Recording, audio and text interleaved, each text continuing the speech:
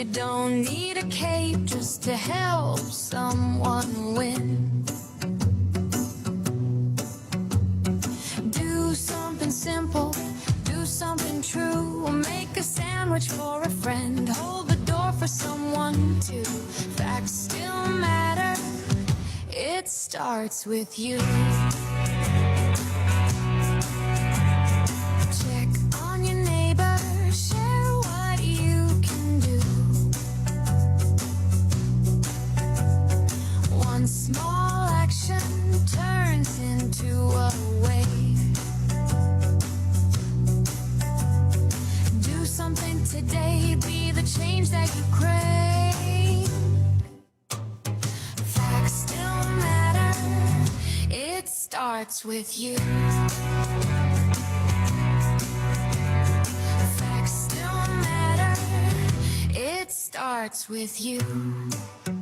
Good morning, everybody. Thursday, July 2nd. Welcome in. Glad you're here. We know you got many choices to make every single day, and we are so grateful that you choose to spend some time with us. So thank you, friends. It's hot. We'll talk about that in just a second. You know the drill. Tapping is clapping, and liking is loving, and sharing is caring. There is a gifting goal today. Please help us out with that. We've fought through a couple of restrictions yesterday, but if you guys wouldn't mind checking out the gift gallery, hook us up there. Let's see if we can take out those gifting goals early. We're also crowdfunded here. If you want to support the Do Something Tour, you know how to do that. Cash App, PayPal, Venmo, all at Facts Still Matter. It's listed right there where it says tips. Just a tip. Sorry. The Dollar Train has been really popular this week. If you want to jump on the Dollar Train, please do so. Again, never expected, but always appreciated. We thank you for that very, very much. Don't forget to join our team, something you should do every single day. It helps you out, helps us out, helps us remain relevant and out of the FYP, because it is the 194th day of the federal government breaking the law by not releasing everything connected to the Trump files, because Donald Trump is a predator. We know that, because if that's the standard that we've set, if he can go around telling everybody else that they're guilty without due process, etc., then he's a pedophile. So we'll just call balls and strikes. Consider heading on over to the Discord, which is the link tree that's in my bio. You'll find a whole bunch of things there, including an Amazon wish list for our daughter, just in case you're interested. Do your thing. Otherwise, you can find the link to the Discord. Please, for some reason, if it does not work, just copy it and paste it into a browser. It will open automatically. Or you can just reach out to one of our amazing moderators. We donated just over $140 to Outright Vermont, which was based on proceeds from sales of all items in the merch store over the month of Pride. So thank you all for that. If you want to pick up some merch, including PBS, NPR, FDT, that's in there as well in a variety of colors. You can do that by going to the merch store, factsnomatter.site or Facts HQ. Coming up on Monday, we're going to be doing our promotion again, where any and all donations of $5 or more get you automatically entered into a jewel ring, and then we will combine those and collect those over the course of the week. And then the following Monday, we will do what we did last time. We'll spin our wheel. We'll give merch items away. Speaking of merch, Facts After Dark is back tomorrow night, and we're going to play a little trivia. I'm gonna be your Toastmaster, as they say, or your host, your MC, whatever. So the plan will be I'll have Trivial Pursuit cards. We'll go old school. People will request up, and then I will just pick a card. I will ask you questions, and then you can stay in the hot seat as long as you answer questions correctly.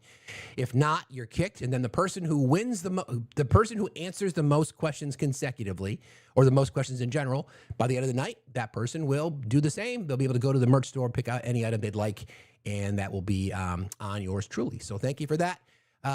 Say hello to a friend, help friends in need. You guys know the drill. Thank you for being here. I appreciate you all very, very much. Let's talk about the weather, because it is crazy bad. There's extreme heat warnings for about 25 million Americans. There's a heat dome. I did not have heat dome on my bingo card. It's affecting large parts of the central and the eastern U.S., bringing record high temperatures and high humidity, which can make it feel even hotter than actual readings. Cities including New York, Chicago, Philadelphia, Washington, D.C., and Nashville are experiencing heat index values of up to 115 degrees. Daily highs are expected to range between 90 and 100 across the Midwest and Northeast, with little overnight relief. Extreme warnings and advisories are in effect, and residents are urged to take precautions. There are 3 types of heat alerts. There's a heat advisory for dangerous heat conditions that do not meet warning criteria. Take precautions, especially during peak heat hours. Extreme heat watch, which is issued when conditions are favorable for extreme heat, but timing is uncertain. Prepare to suspend outdoor activities and locate cooling shelters if needed. And then extreme heat warnings, which is what we're in, issued when dangerous heat conditions are occurring or expected. Avoid outdoor activities, stay hydrated, and remain in air-conditioned spaces when at all possible. Just decline that. So that's what we're in. Extreme heat can cause heat cramps, heat exhaustion, heat stroke, which can be life-threatening if untreated. Symptoms include heavy sweating, dizziness, nausea, rapid pulse, confusion. Vulnerable populations include older adults, young children, people with chronic illnesses, and outdoor workers. These are the tips. Use your head. Stay indoors in air-conditioned spaces when possible. Hydrate frequently, even if not thirsty, and avoid alcohol or caffeine. Well, limit outdoor activity during peak heat hours and take frequent breaks in the shade. Wear lightweight, light-colored, loose-fitting clothing and use sunscreen. Check on neighbors and family members, especially the elderly or those with health conditions. Never leave children or pets in vehicles as temperatures can become deadly quickly. Use cooling centers if air conditioning is unavailable. Local resources can be found via 211 or state health departments' websites. The National Weather Service, even though they've had their budgets cut, they do provide real-time heat alerts. CDC Heat Risk Dashboard also allows you to enter your zip code for personalized heat forecasts.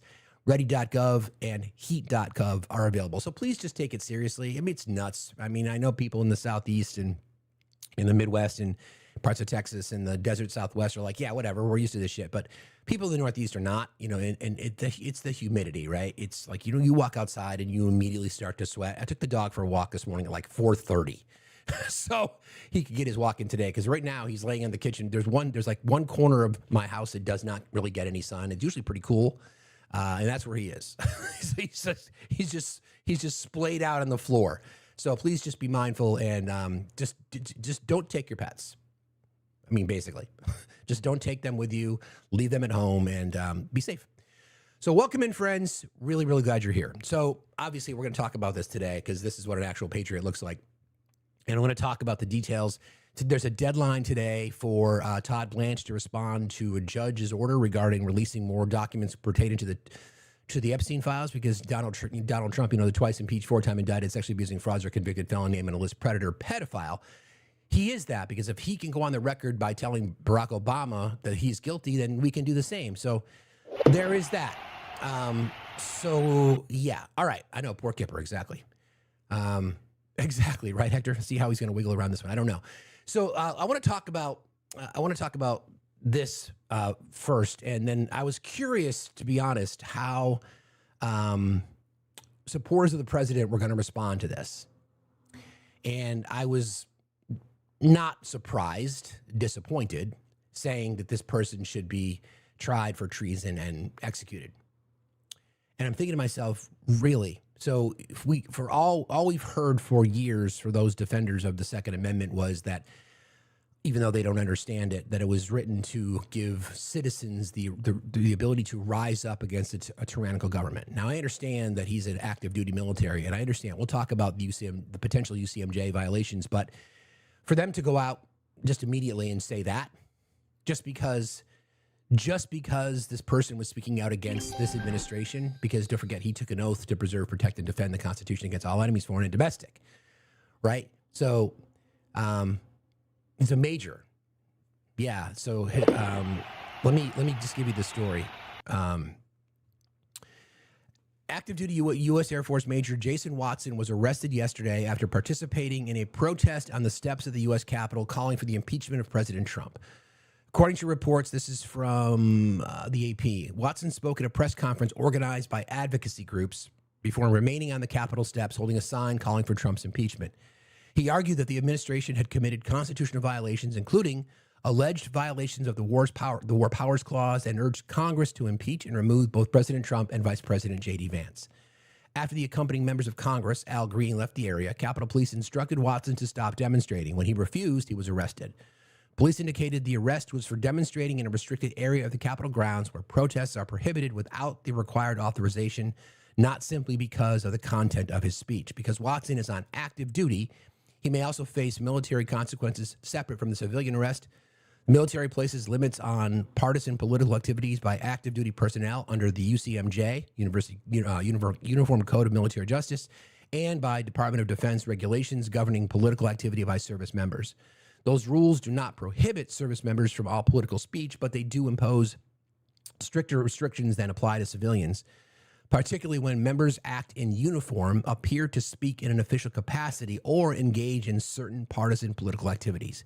Whether Watson violated military regulations will be determined through the military's administrative or disciplinary process if one is initiated. At this point, the civilian arrest was reported as stemming from Capitol demonstration restrictions. No publicly reported military punishment, such as a court-martial, non-judicial punishment, or administrative separation, has yet been announced. So these are the rules. These are what active duty service members can do. I learned a little bit about this. I didn't know all the details, so that's what I do when I don't know everything regarding the rules regarding specifically as it relates to the USMC, or UCMJ, and if you're active duty. Active duty Air Force members may register and vote, express personal opinions on political candidates and public issues, write a letter to the editor expressing personal views provided it's clearly as a private citizen and not on behalf of the military, attend political rallies or events as a spectator while out of uniform, make donations to political campaigns or parties, and then sign petitions or legislative actions or ballot access as a private citizen. What they cannot do, generally speaking, speak at or organize partisan political rallies, campaign for or against a political candidate or a party, use their military rank or position to influence elections, wear the uniform at partisan political events, give the appearance that the Department of Defense endorses a political cause or a specific candidate, and or serve in an official role for a political campaign or party. What about calling for impeachment? Impeachment itself is a constitutional process, so calling for the impeachment of a president is not automatically prohibited simply because someone is on active duty. However, several factors matter. Was the event organized? Because again, that would be in violation of the UCMJ. Was the officer speaking as a private citizen or in a way that suggested military endorsement? He's in uniform. Did the officer identify himself by rank or military status? He did. Was the demonstration connected to broader partisan political activity? Doesn't seem like it was. And did the conduct violate military regulations beyond ordinary political speech? So I guess we'll see. So this is what it comes down to. Civilian arrest. Based on public reporting, the arrest occurred after Capitol Police ordered demonstrators to leave a restricted area, and the major allegedly refused. The reported basis was violating Capitol demonstration rules, not the viewpoint he expressed. The Air Force will independently determine whether his conduct violated DoD Directive 1344.10, the UCMJ, or other service regulations. Administrative counseling, a reprimand, non-judicial punishment, or no action at all are possible outcomes depending on the facts. Could he be court-martialed? Yes. Not automatically. It's possible. Article 92, which would be failure to obey a lawful order or regulation. If investigators conclude he knowingly violated DoD political activity regulations or another lawful order, other articles could apply depending on the specific facts, but Article 92 is the one most often discussed in cases involving alleged violations of DoD political activity rules. So, I think it's indicative of our friend Daniela, who's come in here. Daniela Messinik Young, Daniela, who was born into the Children of God sex cult, then joined the Army, and now she's a preeminent expert on cults and cults behavior because of the high control environments that she's been a part of. She talks about this often from her military experience, right? She's like, people think that the Trump administration has the military. And, by definition, commander-in-chief, et cetera, et cetera, et cetera. But when we're talking about, rank and file and even officers in this case, what you're seeing is just like, this is unacceptable. This is not what we signed up for. This is not who we're supposed to be, or not who we are, or who are, the oath that we took. So, and again, just watching people who claim, these same people will probably have their POW MIA flags next to their American flag over the weekend when they celebrate the 4th. These same people probably have their Trump flag hanging in their backyard. And this gentleman who did take an oath to preserve, protect, and defend the Constitution against all enemies, foreign and domestic, an obligation that he took seriously, expressing his views, being truly patriotic, saying, listen, this is not what I signed up for. And this gentleman, they want to throw in jail. And meanwhile, they're comfortable with people insurrectionists, riotous traitors, who stormed the Capitol in an attempt to overthrow a free and fair election. you know, it is what it is, I suppose. But the reaction has been really wild. I should say, I mean, it's not unexpected, I guess. I mean, this is just how when you're so deep in the cult, when you are so deep in the cult, this is what happens. You have somebody who literally is just. I mean, we talked yesterday about how the whole patriotism word is like a weird one. Like, I don't know why, by civil servants or community activists or teachers or physicians or volunteer coaches are never considered patriots. Because what they do, they're not asking for attention. They're just doing their job. Could there be anything more patriotic than a teacher using their own money to supply their classroom? Right? I mean, was there anything else? Is there anything else more patriotic than that? Someone opening their home, foster parents, adoptive parents. I mean, is there anything more patriotic than that? Why is it we think patriotism? We think stars and stripes and red, white, and blue. I don't know. I never really understood that. But speaking of red, white, and blue, big one last night for the U.S. Soccer team. Although there was a red flag, which I thought was interesting. I don't know as much about the rules, but I don't know if that can be appealed. But they moved on to the round of 16, which is only the second time since 2002 that they've made it that far. They've never made it past the round of 16. So we'll see. Yeah, the red card was weird. It was weird. Anyway. So we'll see how this goes. I'm sure people are going to want to talk about it today. It's just, it's just interesting to me that we are now disparaging an active duty military member who you say you respect and support, but I'm not surprised. All right. Somebody was asking me about the gold ribbon. Many people, you guys know my story, my daughter's health story. Typically speaking, you see the gold ribbon in September because September is officially Childhood Cancer Awareness Month. But the gold ribbon, I decided to put it up there just because I'm hearing more and more stories about more cuts to research.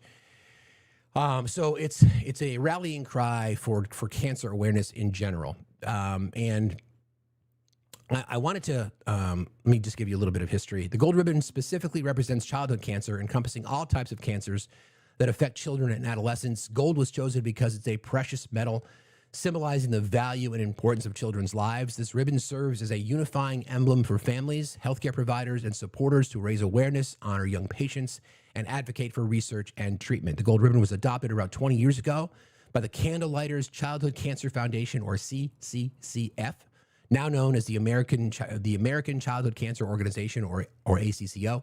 It was selected by CCCF board member Gigi Thorson and a group of parents affected by childhood cancer who wanted a universal symbol to represent all pediatric cancers. The first gold ribbons were produced in 1997 as lapel pins, and the symbol has since gained international recognition. The ACCO promotes the Go Gold initiative, encouraging individuals, schools, corporations, and communities to participate in events and campaigns to support children with cancer. Activities include fundraising, educational programs, and public awareness events.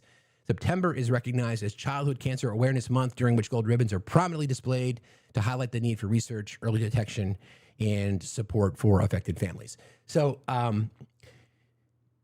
this summer, so for the last, 9 years, every summer, my daughter has gone to this thing called Camp Tecumseh, or TKT, we call it affectionately up here. It is a camp designed for children in northern Vermont and northern New York who are affected by a life-threatening disease. And it's been part of our life for so very, very long. And she's aged out now.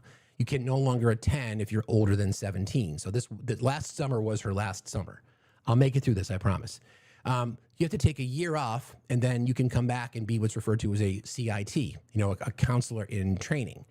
And it's such an amazingly special place. And our story is good.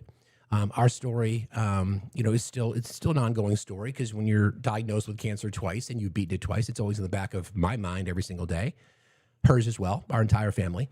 But these stories are not always good, and we've lost friends. She's lost friends. In fact, we just found out 2 weeks ago that a friend of hers that she went to camp with passed away. Because that's the reality of this horrible disease. So that's why we want to call attention to it. I want to just bring up some statistics. I've said this I've shared my personal story with you guys because of the disease she had. I'm sorry. She was diagnosed with Wilms tumor. So Wilms, W-I-L-M-S, is childhood cancer of the kidney. Now, she was on the older side. Typically speaking, it's between 18 and 36 months old. She was 5 when she was diagnosed the first time. And what Wilms is specific to, it's not kidney cancer, not to be confused with kidney cancer. It's Wilms tumor. It's different.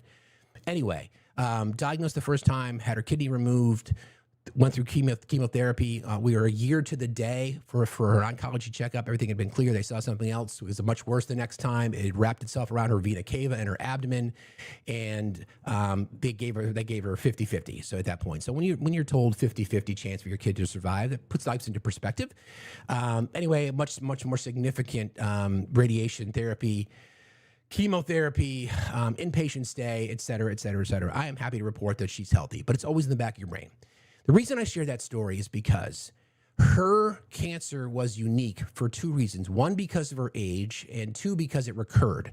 So she was put into this COGS, this cancer oncology study group, because of the unique nature of her particular pathology and the disease that she had. So federal funding went to develop the treatment plan, okay?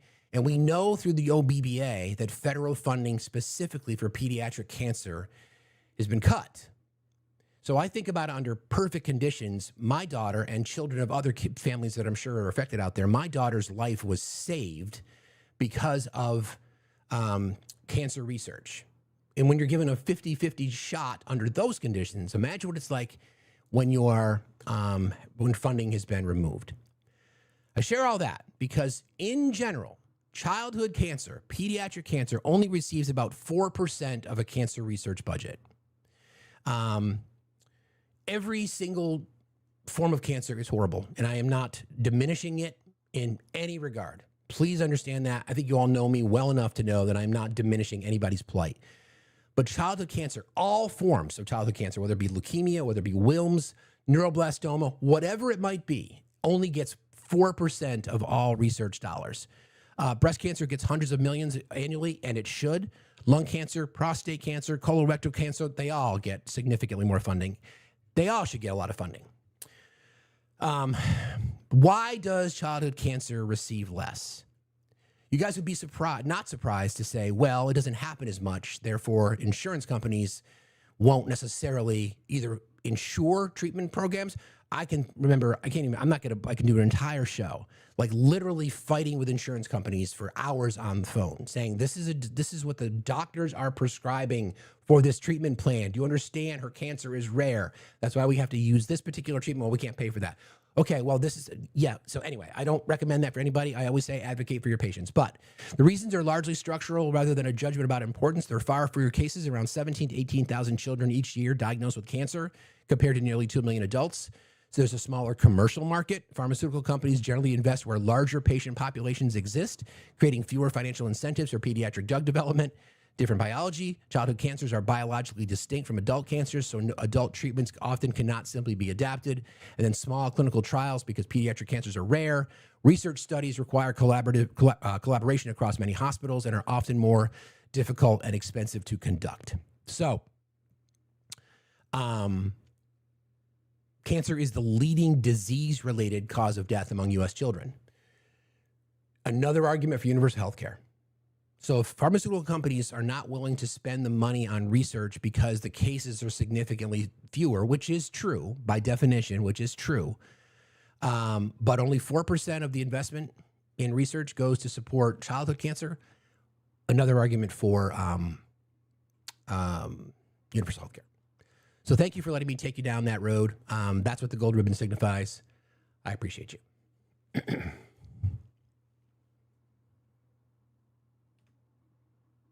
Sorry, Birdie. My apologies. Hasu, how are you today? Hi, brother. Please, 5 minutes from Sorry, man. I can't do it, bro. Sorry. I don't mean to trigger anybody, friends, but it's just one of these things that we just need to make sure that through everything else, we have to be mindful of little decisions that get made sometimes in the dark of night that may not have an impact on someone. But when I started reading about, the cuts to research for childhood cancer in general, Yeah, that's where I went. So apologies if I've triggered anybody. Okay. All right. So today I mentioned to you guys that there's a relatively big decision that Todd Blanche has to make because federal Judge Emmett Sullivan ordered the DOJ and Todd Blanche specifically today's deadline to release less redacted versions of several key Epstein records or file a detailed explanation justifying every remaining redaction. The judge also ordered the DOJ to produce a comprehensive redaction log explaining what has been withheld to this point and why. Which is part of the initial order. I see, Seth. Which is part of the initial order. Okay, just FYI. Good morning, sir. Good morning, my good friend. How are you? I'm good. What's happening? What do you need? Well, you were talking about your daughter, and like I said in the comments, like this is the reason, one of many reasons why healthcare just doesn't need to be for profit. Exactly. If we're over here, talking about patient pools or whatever you were talking about with, like, oh, well, we can, there's it's like 2 million customers over here and 18 customers over here. So 18,000 customers over here. So we have to do what we got to do. Like it's just heartbreaking. Exactly. But I wanted to tell you something that I hope puts a smile on your face, or at least talk about it, because you may have already seen it. Okay. Did you see Donald Trump talking to AI virtual reality Teddy Roosevelt? I did see that. Yes. And of course, his defenders are like, oh, he was just playing along. I'm like, okay, sure. No problem. Because I don't like to jump to conclusions, facts. Yeah, like I want to play stuff even-handedly. Like I don't want to be like them, right? Like I desperately don't want to be like conspiratorial and stuff, but like it just, stuff happens, right? Right. So like I'm trying to be even-handed, and I'm like, maybe he's playing along with it.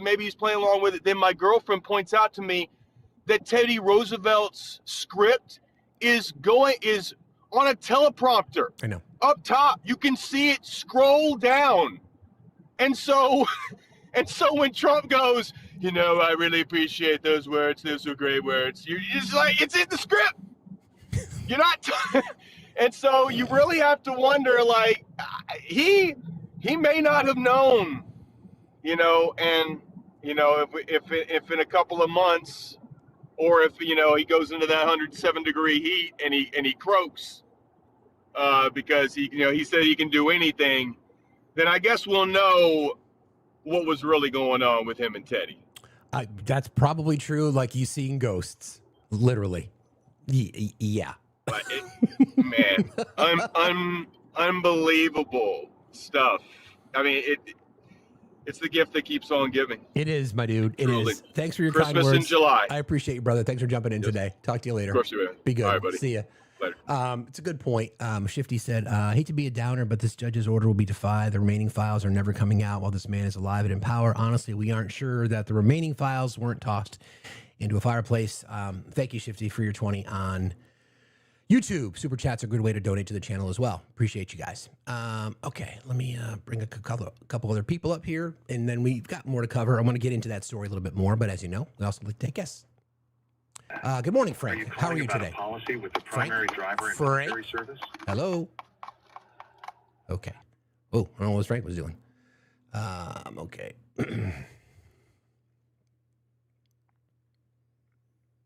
Good morning, everybody. Keep tapping, friends. Appreciate y'all. Hi, Lori. How are you? Lori?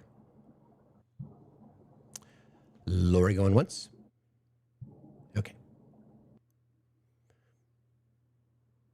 Don't forget about the gifting goal, friends. Maybe we can take care of that. Bang that right out. I'd appreciate you all.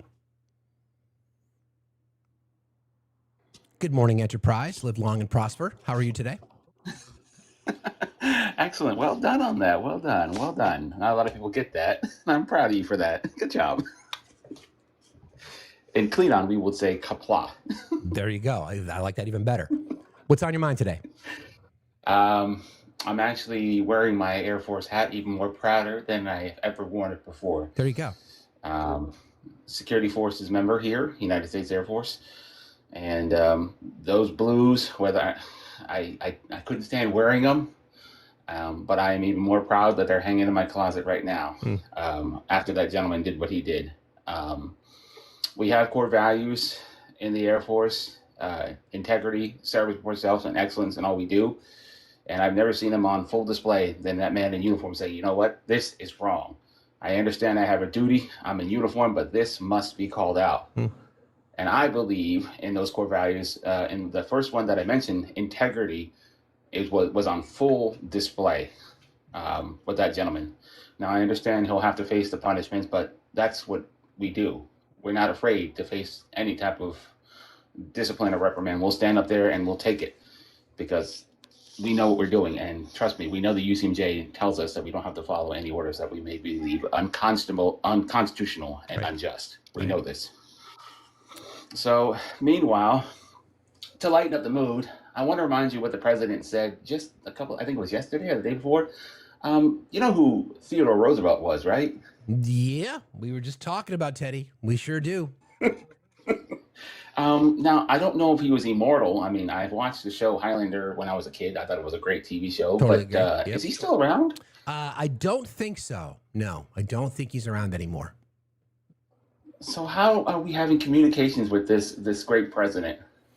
Yeah, well, that's the story. Like we don't want to jump in, like Seth was just saying, we don't want to jump into conspiracy theories about the president, but was he having a conversation? Was he playing along? The problem is because he's so freaking delusional, it's hard to determine. So, we can laugh. We can laugh.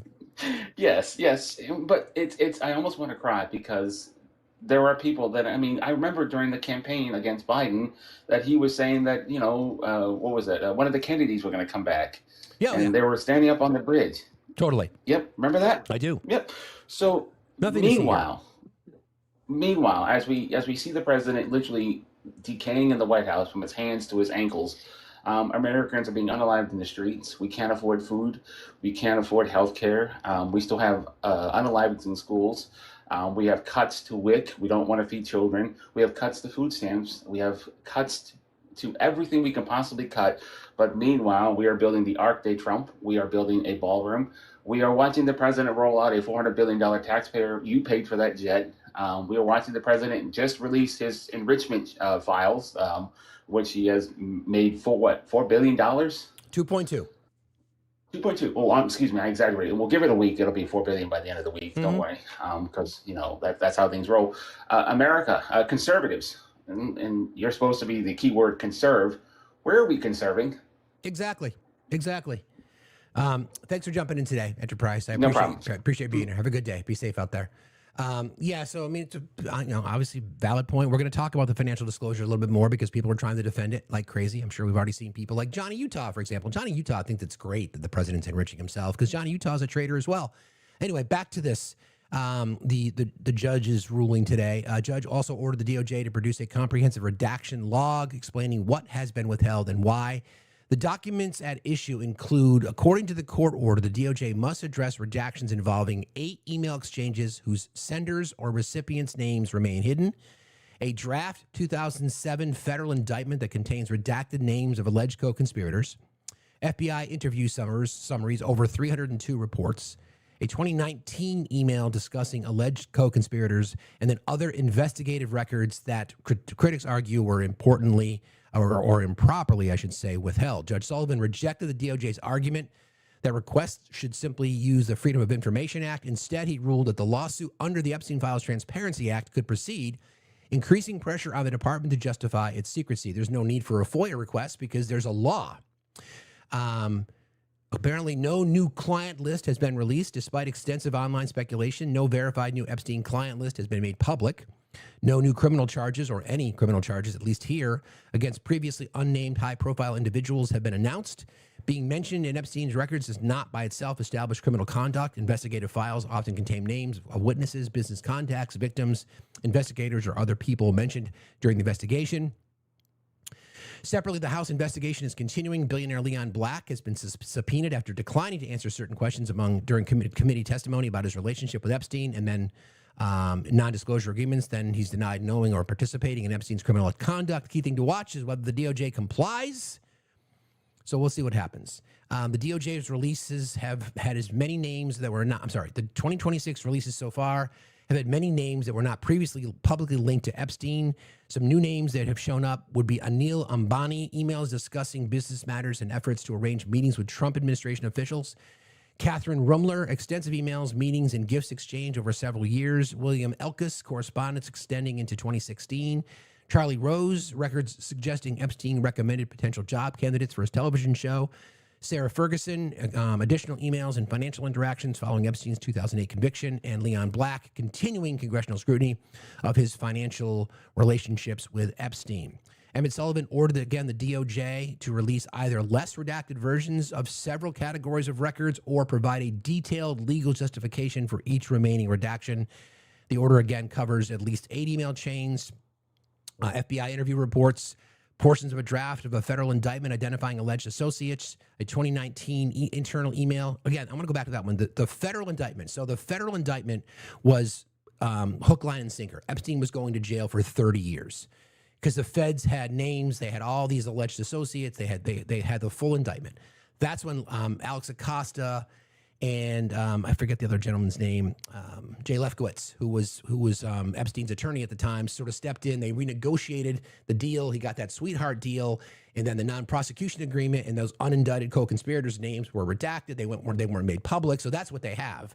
They have the names of the people that were connected to that as well. And then Epstein was let out of jail 12 hours a day, and then went ahead and committed additional crimes. Anyway, also records concerning an alleged torture video.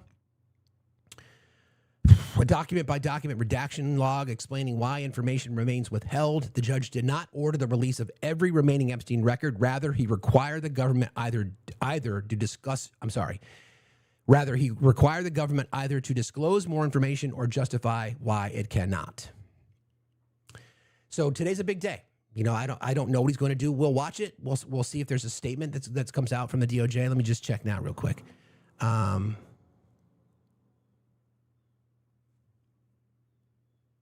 Okay, we have a job report too.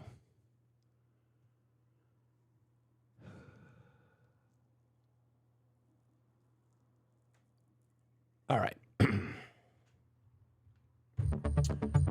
Let's see here. Breaking news. I can get the summary here. 1 second.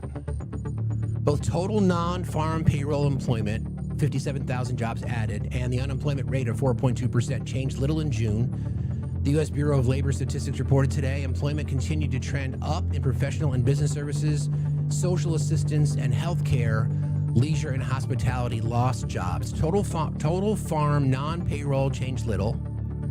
The change in total non-farm payroll employment for April was revised down by 31,000 from 179,000 to 148,000, and the change from May was revised down from about 43,000 from 172,000 to 129,000. With these revisions, employment in April and May combined is 74,000 lower than previously reported. Monthly revisions result from additional reports received from businesses and government agencies since the last published estimates and from the recalculation of seasonal factors. Okay. So that's a downward revision, which we often see. Revisions are not uncommon, but only 57,000 jobs added in June. And if you look at the same sectors, it's going to be, it's social assistance and healthcare. I mean, those are like, think about that. They're not private sector jobs. They're not manufacturing jobs. That's been the trend. Then you got that lift last month because of seasonal jobs. And now you're seeing seasonal positions starting to get cut or whatever that might be. Okay. We'll keep an eye on that. All right. This was shared with me just now, but I do know that this is a website that is now live. It's called survivorsisters.org.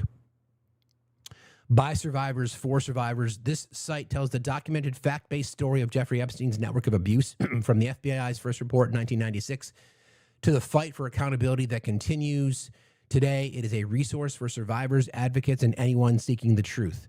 What this site stands for, facts, not sensationalism. Every claim on this site is sourced from court documents, FBI records, congressional testimony, and credible journalism. A complete timeline from Maria Farmer's 1996 FBI report to the historic transparency legislation of 2024 to 2026. It's a safe space if you or someone you know is experiencing abuse or trafficking.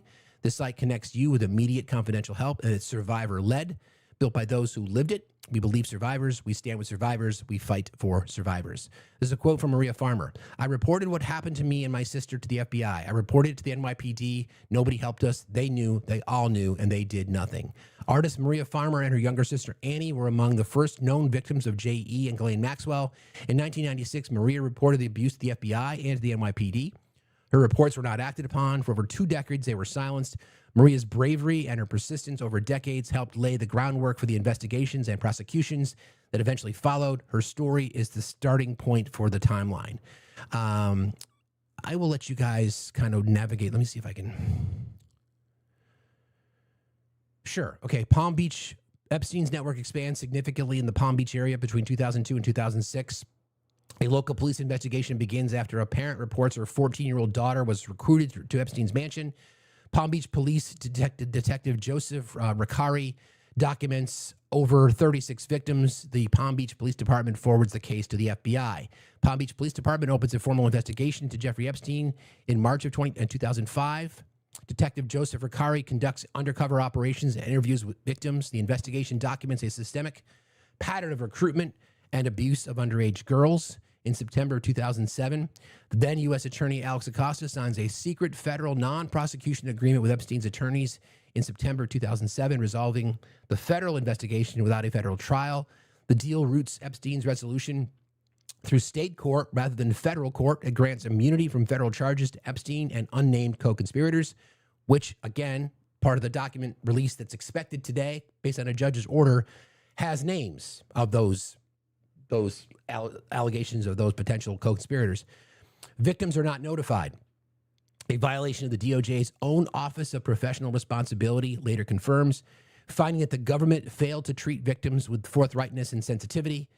The DOJ OPR concluded in 2020 that Acosta exercised poor judgment but did not find corruption. Epstein ultimately pleads guilty in state court on June 30th, 2008.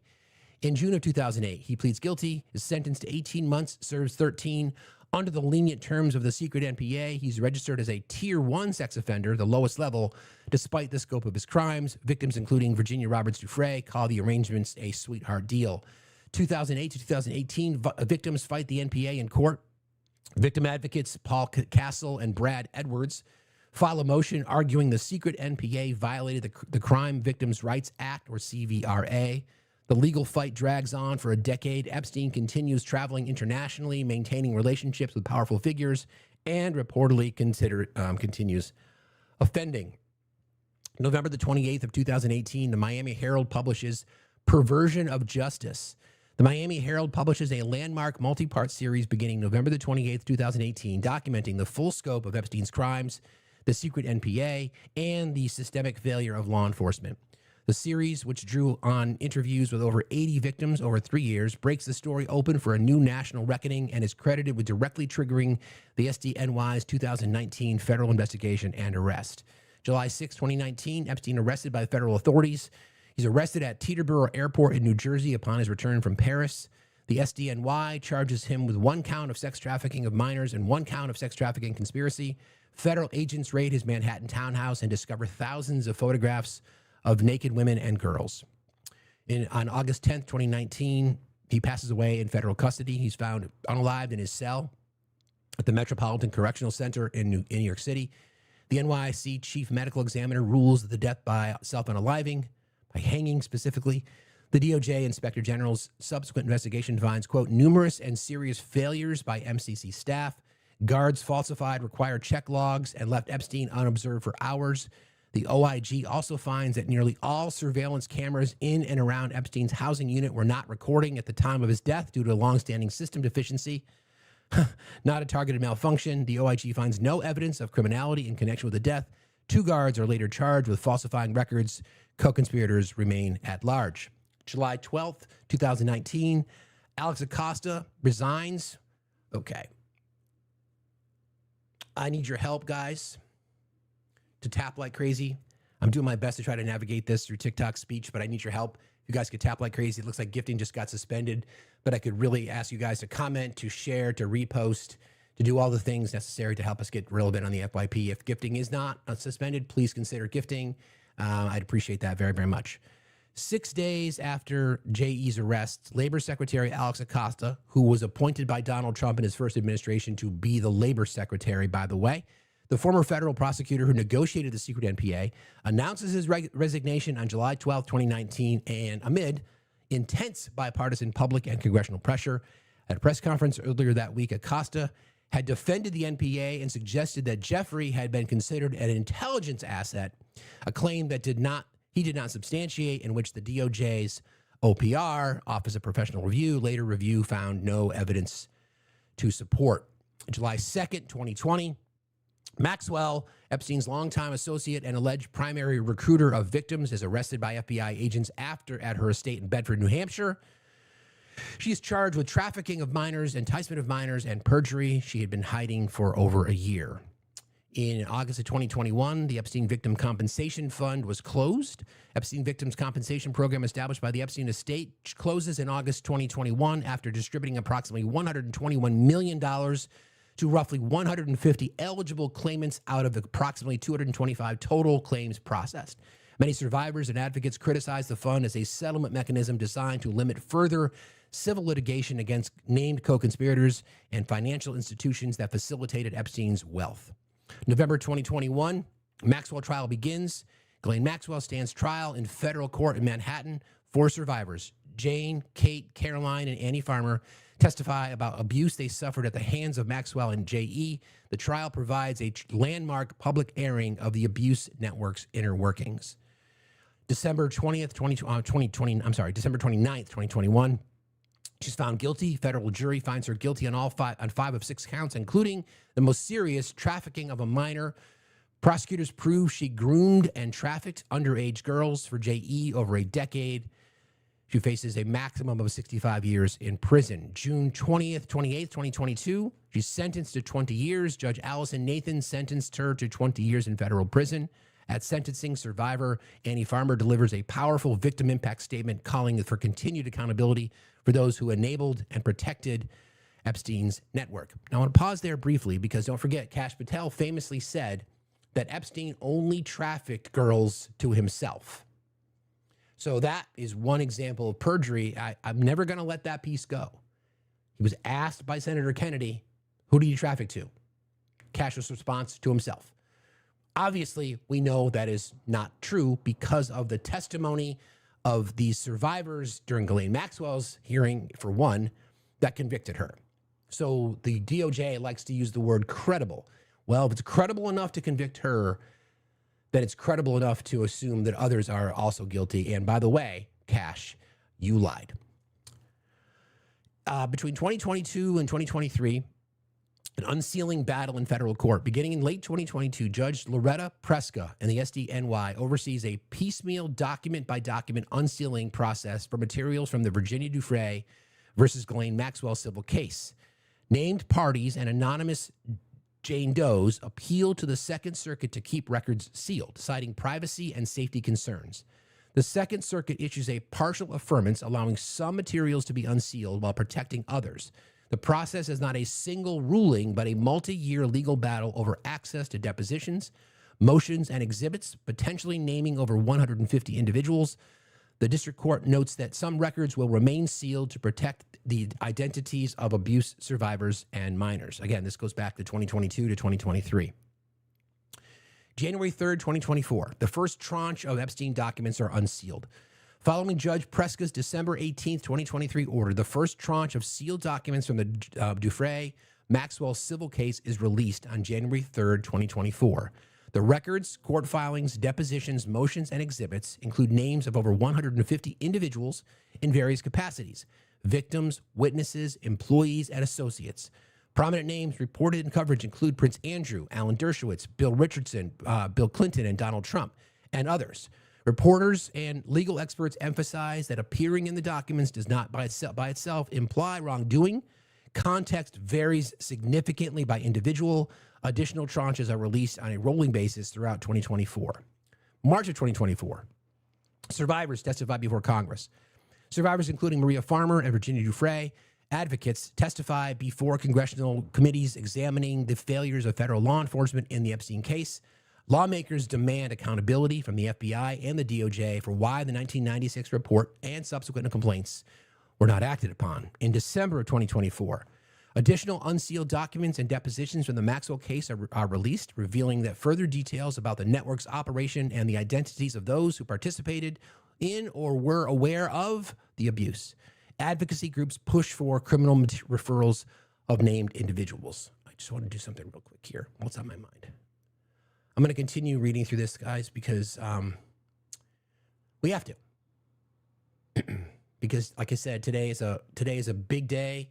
I don't know how the Department of Justice, in particular Todd Blanche, is going to respond, but we do what we do here. So I just want to make sure I find the right picture. Hang on a second.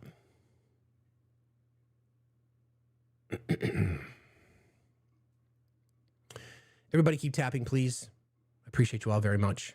Tapping is clapping, liking is loving, sharing is caring. Don't forget there's a gifting goal today. Please help us remain relevant and to get out and stay out on the FYP, because if we don't do that, then the story doesn't get told.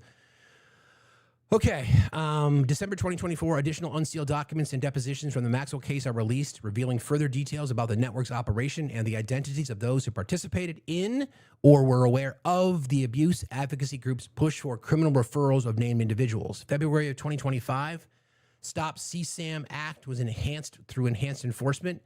New enforcement rules under the Stop CSAM. CSAM would be child sexual abuse material, CSAM. New enforcement rules under the Stop CSAM Act strengthen mandatory reporting requirements for tech platforms regarding child sexual abuse material. Survivor advocacy groups, including those tied to the Epstein case, lobby for broader applications to cover trafficking networks that used encrypted communications. April the 25th of 2025, Virginia Dufresne takes her own life at age 41. She's found unresponsive at her farm in Western Australia, north of Perth.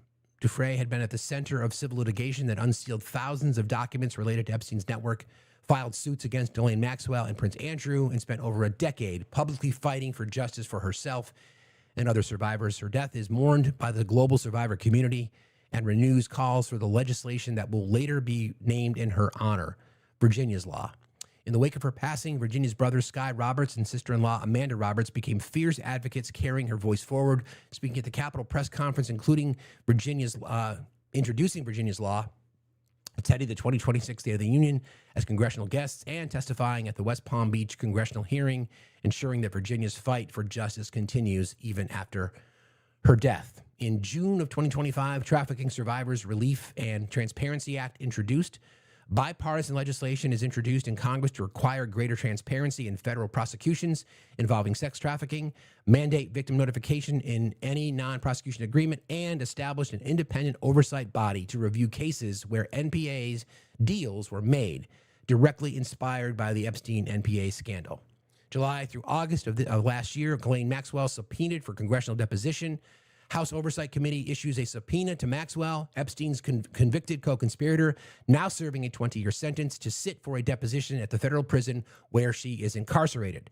The subpoena is part of the committee's expanding investigation into Epstein's network and the government's handling of the case. It marks the first time Congress formally compels testimony from a convicted member of Epstein's inner circle. September 2025, Victims' Rights Enforcement Act passes the Senate. The Victims' Rights Enforcement Act, which closes the loophole that allowed Epstein NPA to be negotiated without victim notification, passes the U.S. Senate with bipartisan support. The act mandates that all federal NPA negotiations involving sex crimes must include notification and input from identified victims. November 18th to the 19th, Epstein Files Transparency Act signed into law. H.R. 4405, 119th Congress, introduced on July 15th, 2025 by a bipartisan coalition led by Reps. Ro Khanna and Thomas Massie, passes the U.S. House almost unanimously, 427-1. That one by the way, is Clay Higgins. The Senate passes it the following day by unanimous consent. President Trump signs it into law. Law number 119-38. The act requires the Department of Justice to publish in searchable and downloadable form all unclassified records, documents, communications, and investigative materials in the DOJ possession relating to Jeffrey Epstein, subject to limited exemptions for ongoing investigations and victim privacy. Survivor advocates hail the law as a landmark victory for transparency and accountability after decades of institutional secrecy. Early 2026, Congressman Massey reads names from the Epstein files on the House floor. He takes to the floor of the U.S. House to read aloud names from the released Epstein files, publicly identifying individuals connected to the trafficking network. By speaking the names into the congressional record on the House floor, Massey ensures they become part of the permanent public record with full congressional speech and debate protections. The act is widely covered by media and praised by other survivor advocates as a demonstration that elected officials are willing to confront powerful interests directly. January of this year, Accountability in Sex Trafficking Prosecutions Act was signed. President signs into law the Accountability in Sex Trafficking Prosecutions Act, which requires mandatory public disclosure of any non-prosecution agreement in federal sex trafficking cases within 30 days of execution, prohibits blanket immunity for unnamed co-conspirators, and establishes a victim advocate office within the DOJ. Survivor advocates and the Farmer Sisters are honored at the signing ceremony. Subpoenas are issued to Epstein, Associates, Wexner, Indike, and Khan in January. The Oversight Committee formally issues deposition subpoenas to those three people.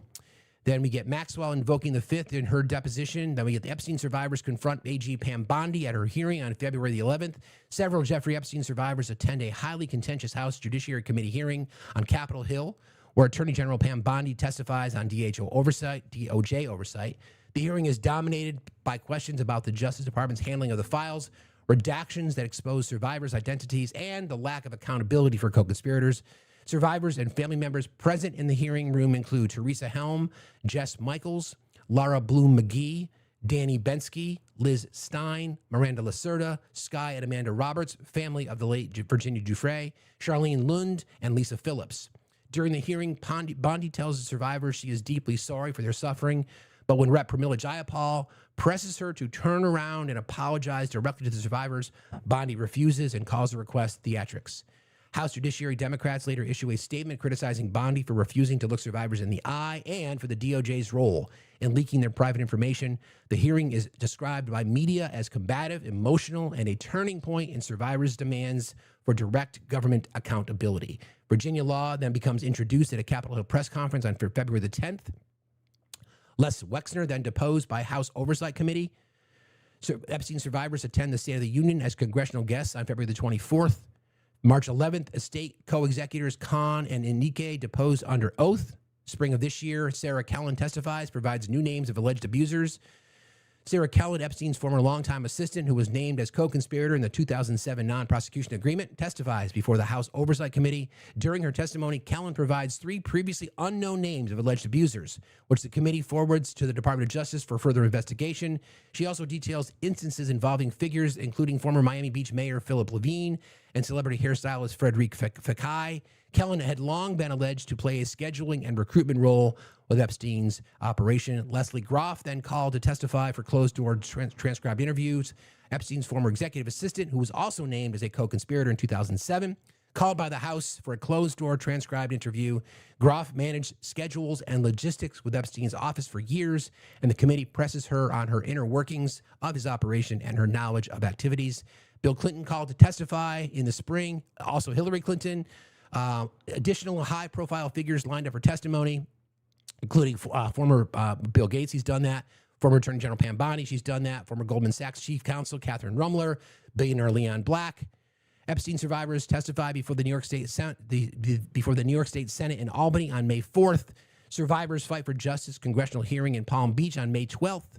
Cover up a 24-hour reading of the Epstein files at the Reading Room in New York that happened last month. And that brings us to today. The survivor advocates continue to push for full prosecution of all named co-conspirators, declassification of the intelligence-related documents, accountability for institutions, banks, universities, companies that facilitated or ignored Epstein's network, and systemic reforms to protect trafficking victims from re-victimization by the Justice Department. That's survivorsisters.org.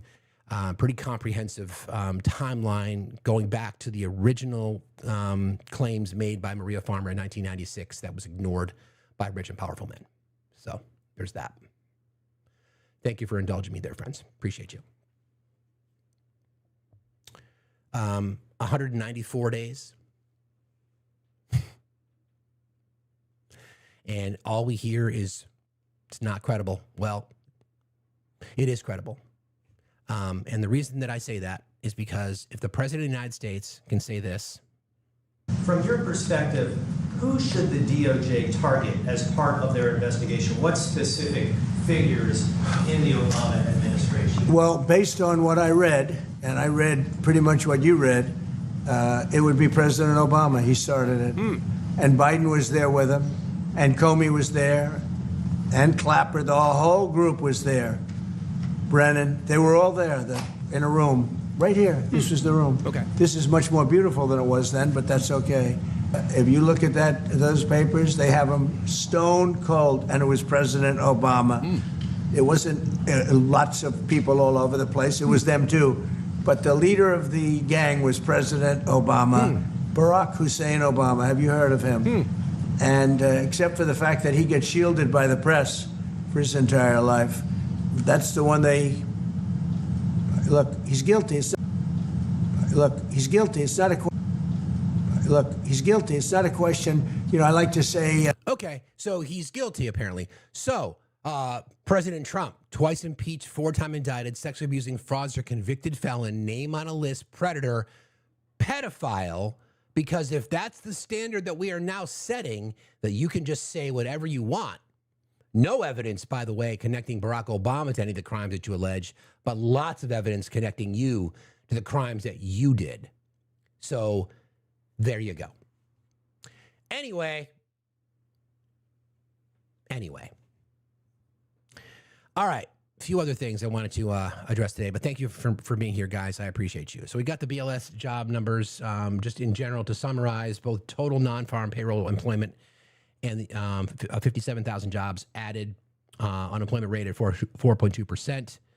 Number of unemployed people at 7.1 million, changed little. They revised the numbers down from April and from May. So we continue to lose jobs. We'll get the inflation numbers for June next month. Great. All that winning. Appreciate you. Okay. All right. Let's get into a couple things that happened yesterday. I want to play something for you guys, since there's still talk of this, birthright citizenship and Christian nation kinds of things. I pulled some text from the Treaty of Tripoli, which many people say was obviously very influential on our Constitution, which of course it was. But I've got some sound, because there are still people that are just have lost their fucking shit. Thank you. That's pretty good. Thank you for that, Jen. There's still people that have lost their shit when it comes to the birthright citizenship case. It's still to this day, I just like, the Constitution was upheld, and because the racists among us have been told that it was a bad decision, and it's just wild to me. So I'm going to play to you a little clip from the movie The Intruder, which goes back to 1962. The movie featured William Shatner. It was directed by Roger Corman. It's based on the 1959 novel The Intruder by Charles Beaumont. It follows Adam Kramer, played by Shatner, a political agitator who arrives in a Texas town after a court-ordered school desegregation ruling. Framing himself as a patriot, he begins addressing local concerns about integration and gradually escalates them into warnings about social upheaval. Here you go. The real problem, whether you like it or not, There are some triggering words in here. My apologies in advance. is whether you're going to sit back and let desegregation spread throughout the entire South. And it's an indisputable fact that there could be no other result. The Negroes will literally, and I do mean literally, control the South. The vote will be theirs. You'll have black mayors and black policemen the way they do in Chicago and New York already. Like there's not a black governor and black doctors to deliver your babies. If they find time, that is. And that's the way it'll be. Did you ever stop to think about that? When you let those 10 enter your school, did you? Now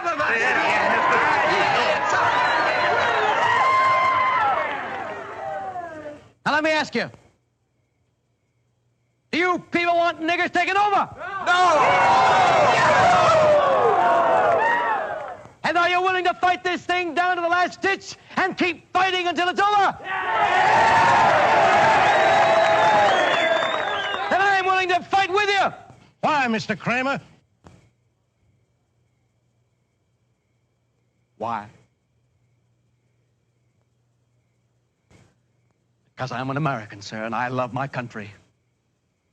And I'm willing to give my life, if that be necessary, to see that my country stays free, white, and American!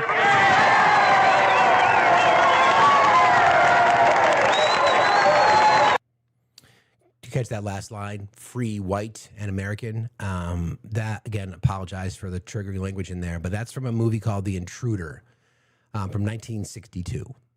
So again, The Intruder, directed by Roger Corman, is based on the 1959 novel The Intruder by Charles Beaumont. It follows Adam Kramer, played by William Shatner, a political agitator who arrives in a Texas town after a court-ordered school desegregation ruling, framing himself as a patriot, free, white, and American, as he put it. He begins addressing local concerns about integration and gradually escalates them into warnings about social upheaval. Kramer's address unfolds as a chain of escalating claims, moving from school integration to imagined political representation, public institution takeover, and then local authority. The film was released during the early years of school desegregation in the U.S. before the Civil Rights Act of 1964 and the Voting Rights Act of 1965. While dramatized, it reflects the fear-driven rhetoric used by segregationist movements at the time. That movie was made in 1962. And you might as well play it on loop. So, and the title of the clip that they put in here, they refer to it as the fear of integration. You could say the fear of diversity. You could say the fear of equity, the fear of inclusion, the fear of immigration, the fear of representation, the fear of differences. I mean, to me, that's the entire machine of right-wing rhetoric. We have to convince our base to be afraid of things. We have to. We have to convince them to be afraid of people, whether it's communists going back to the 1950s and we're back here again, whether it's, the desegregation of the South, the flipping of the party switch, the ideological shift, whether it becomes, women's lib in the 1970s, fear of the homosexual community because of AIDS, LGBTQIA because it doesn't align with the nuclear family. There's always something. There's always something. And at the center of it always is women because of the patriarchy. And then black women, as we know. So these history tells us a lot, right? Now, yes, it was a movie, but Kramer's address unfolds as a chain of escalating claims moving from school integration to imagined political representation, public institutions, and local authority. That's what they're telling you. Socialists are going to take over. They're going to take your country from you. Communists are going to take your country from you.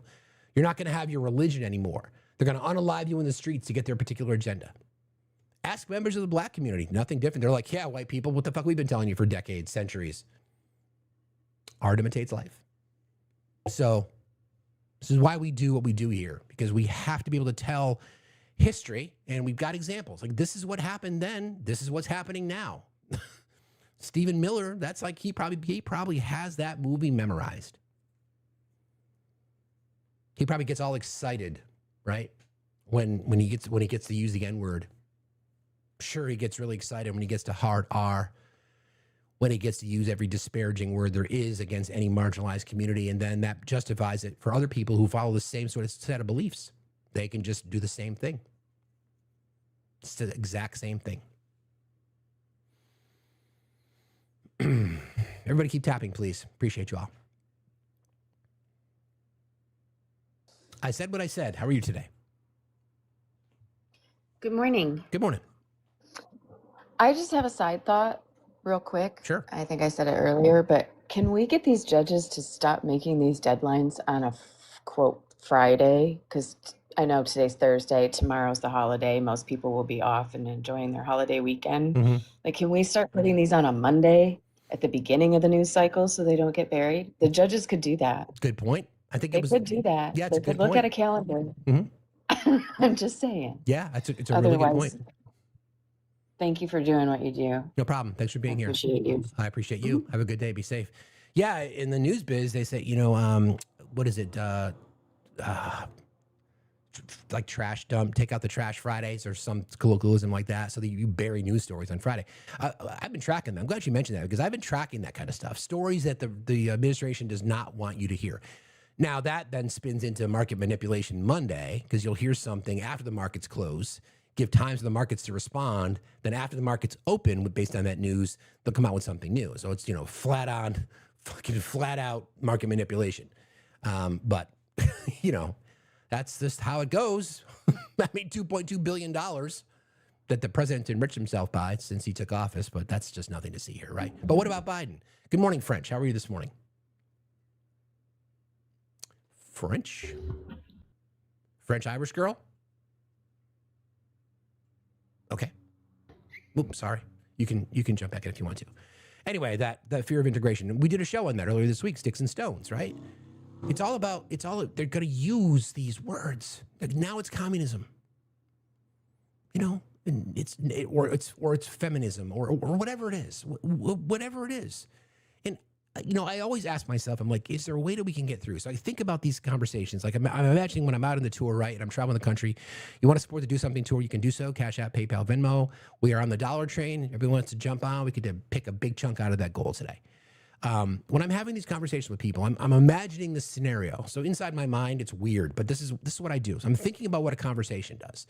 And then if I really want to process it, like I'll get on my motorcycle and I'll just spin these conversations through my head. What would that look like? How do I convince somebody that is so red-pilled, MAGA red-pilled, not the manosphere red-pilled, but red-pilled nonetheless? How do I have that conversation? How do I say, are you not tired of just being lied to? All politicians lie. Sure, I'll give you that. But are you tired of being lied to? Yes, I'm tired. Okay. So the president has lied to you about all these things. All politicians lie. I get that. But the president specifically has lied to you about this, about that, about this, about that. I mean, you don't want to be remembered as somebody who supports this, do you? So I spin these conversations that I go through, then I role play it out, and it's become fucking weird. Like that's, I might look all sort of steady 4 hours a day, but my brain goes 1,000,000 miles an hour, which is probably why I don't sleep. Anyway, so I think about that. Like, how do we remind people that this is part of our history? Like the fear of integration. This is part of our history.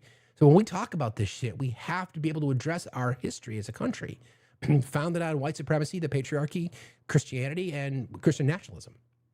Not founded on Christianity, but the patriarchy, white supremacy, racism, and capitalism, etc. So how do we fix it? Unless we can talk about it. So how do we have those conversations with people? I'm going to do my best. I don't have a perfect answer, but I'm not going to, I don't have to go back to a specific point in history. All I have to say is, hey, you know what? We've done this before. We've got a really bad track record when it comes to diversity, which is why we call it out. So are you interested in learning more, or do you just want to ignore it? I guess we'll see. Guess we will see. Kevin, I just answered your request. You had just requested. If you want to come on up, you can. Guess you disappeared. All right. Okay. A couple of events from that interesting rally the president did yesterday at the state fair, whatever you want to call it. This one, now people can make their own, can offer their own opinions on it, but because he just says weird shit like all the time, you have to start wondering about a few things. So this is about a Congressional Medal of Honor ceremony, and I hope you haven't had breakfast. He also received that incredible acknowledgement, except for Arthur and Douglas MacArthur. Arthur was his son, Douglas MacArthur, great general. They're the only father and son pair to receive our nation's highest military award for courage above and beyond the call of duty. Now, as I see my two beautiful sons sitting there, I think I'm going to give one to myself, one to them, and we'll have a threesome, okay? One to myself, one to them, and we'll have a threesome, okay? One to myself, one to them, and we'll have a threesome, okay? I'll pick out one of the two. I'll give them the Congressional Medal of Honor for something. Obviously, the part that's going to garner the most attention is the threesome part, but I'll give them the Congressional Medal of Honor for something. It is the highest military award given. It's not the Presidential Medal of Freedom. It's the Congressional Medal of Honor. Now, I know that there are Trump supporters in here that are veterans. Do you think the president should just be saying, I'll just give it to him for something? You guys are okay with that. And your answer will be, oh, he's just joking. But that this guy is a traitor? Interesting. One of the two. I'll give them the Congressional Medal of Honor for something.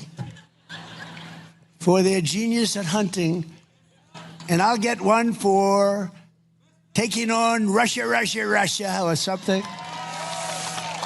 And we'll have a third pair. No, I'm only kidding. But I have seriously thought about, now this is dangerous to say because the fake news is up there all over the place. And when I joke, I learned early on, don't be sarcastic in politics. Yeah, that's the excuse, right?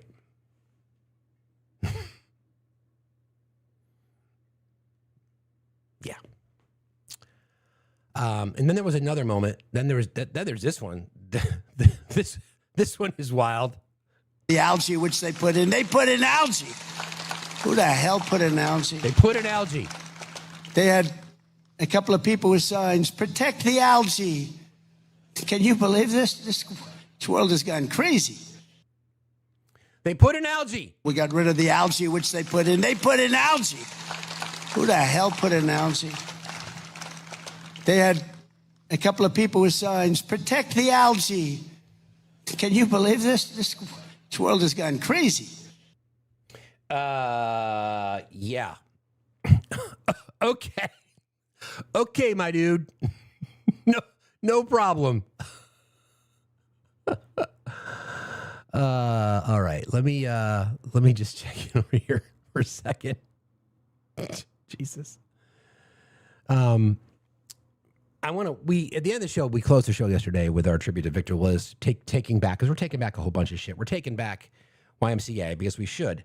But this was a statement the president made, and every single time he speaks, he has to turn, no matter what it is, he always needs to turn it into himself. So I'm sure he had to run this by Natalie. Natalie, put the printer down. Okay, thanks. Victor, the guy from, the song that I sing that I can't dance to. What are the letters? J-K-R-L? Oh, yeah, YMCA. Yeah, thank you. He died. Yeah.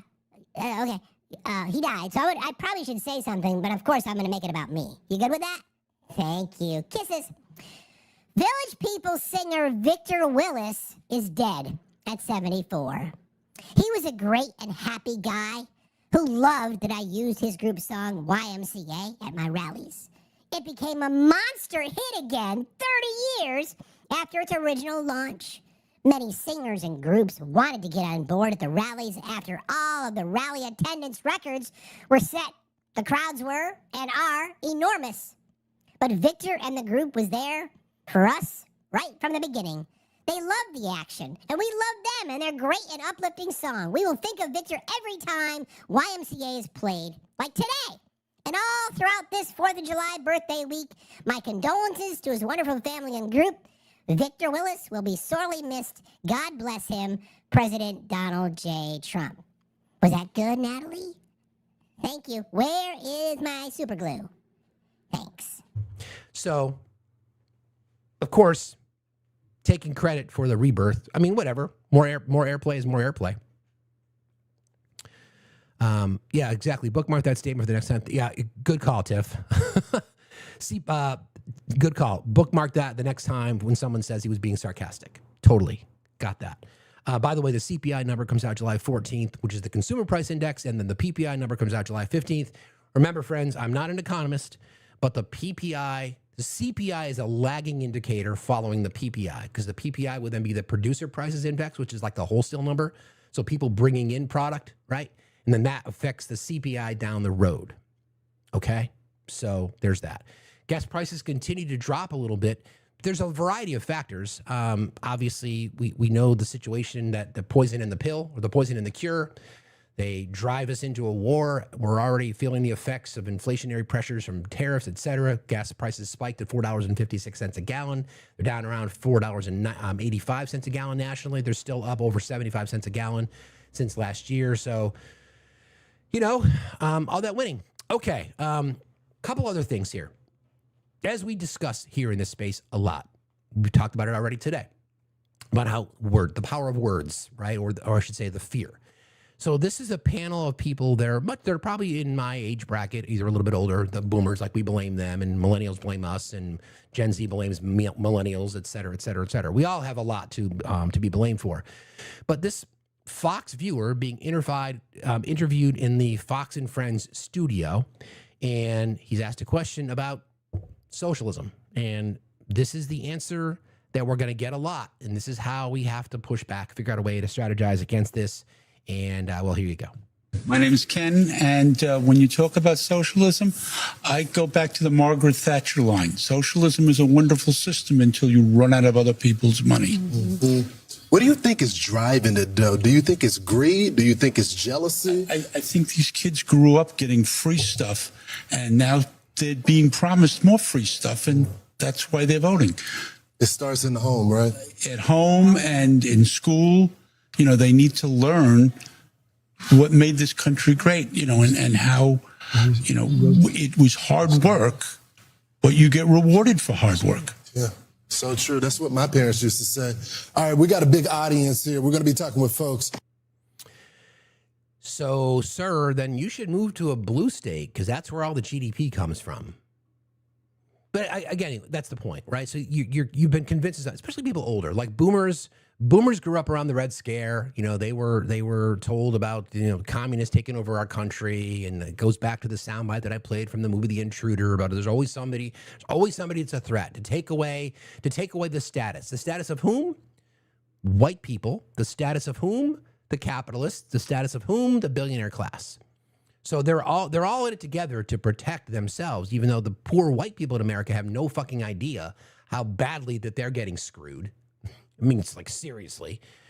I mean, obviously, marginalized communities know that they've been under threat from day one. And like I always say, under perfect economic conditions in our country, which we never really had, people point to the 50s because we had a boom of the middle class. Suburbs were being built, highways were being built, schools were being built. There was a lot of upward mobility economically as suburbs were expanding. Upward mobility for white people. That was prior to the Civil Rights Act. So we can say that that's a time that there was a good economic conditions, but not for everyone. But that's that's the era that people say MAGA, make America great again. I want to go back to when it was then, when there was nuclear family. Women didn't, marital grape was still allowed. Women didn't have banking accounts. Women didn't have freedom. Women could barely vote. Only 30 years prior to that, they could vote. So that kind of shit. Anyway, this is the fight. So when we talk about it, we got to be very clear. We're just talking about policies that invest in education, healthcare, strong social safety net, and infrastructure. I don't want to label it. And I think it's a mistake potentially for people to try to label it as DSA. Talk about it from a policy perspective. Just talk about what we want to do. Are you sick and tired of the rich getting richer? Yeah, me too. Don't you think we should be investing in education? Absolutely. How about healthcare? Yeah, we can have that nuanced conversation about universal healthcare. What about a strong social safety net? Things go really bad. Yeah, okay. As long as work requirements, yeah, we get that. And shouldn't we have the best infrastructure in the world? Why, as the United States, do we not have the best? Again, I use this crazy scenario. Every single nation that was at the World Cup, with the exception of one, has universal healthcare. And we know who that one is. So listen to this guy again. These are real talking points that are in their brain. My name is Ken, and when you talk about socialism, I go back to the Margaret Thatcher line. Socialism is a wonderful system until you run out of other people's money. Mm-hmm. What do you think is driving it, though? Do you think it's greed? Do you think it's jealousy? I think these kids grew up getting free stuff, and now they're being promised more free stuff, and that's why they're voting. It starts in the home, right? At home and in school, they need to learn what made this country great, and how, it was hard work, but you get rewarded for hard work. Yeah, so true. That's what my parents used to say. All right, we got a big audience here. We're going to be talking with folks. No one's ever said that. Where does the hard work come in? I mean, like, I'll talk about that in a second, but because I have a thought. Hi, Daisy. How are you? Hi, how you doing? Good, thank you. What's on your mind? I'm just wondering how you feel about the change with the Olmsted case that will change some of the disability laws, or that's what they claim, anyway. And there are so many people with disabilities, or you could become disabled at any point in your life.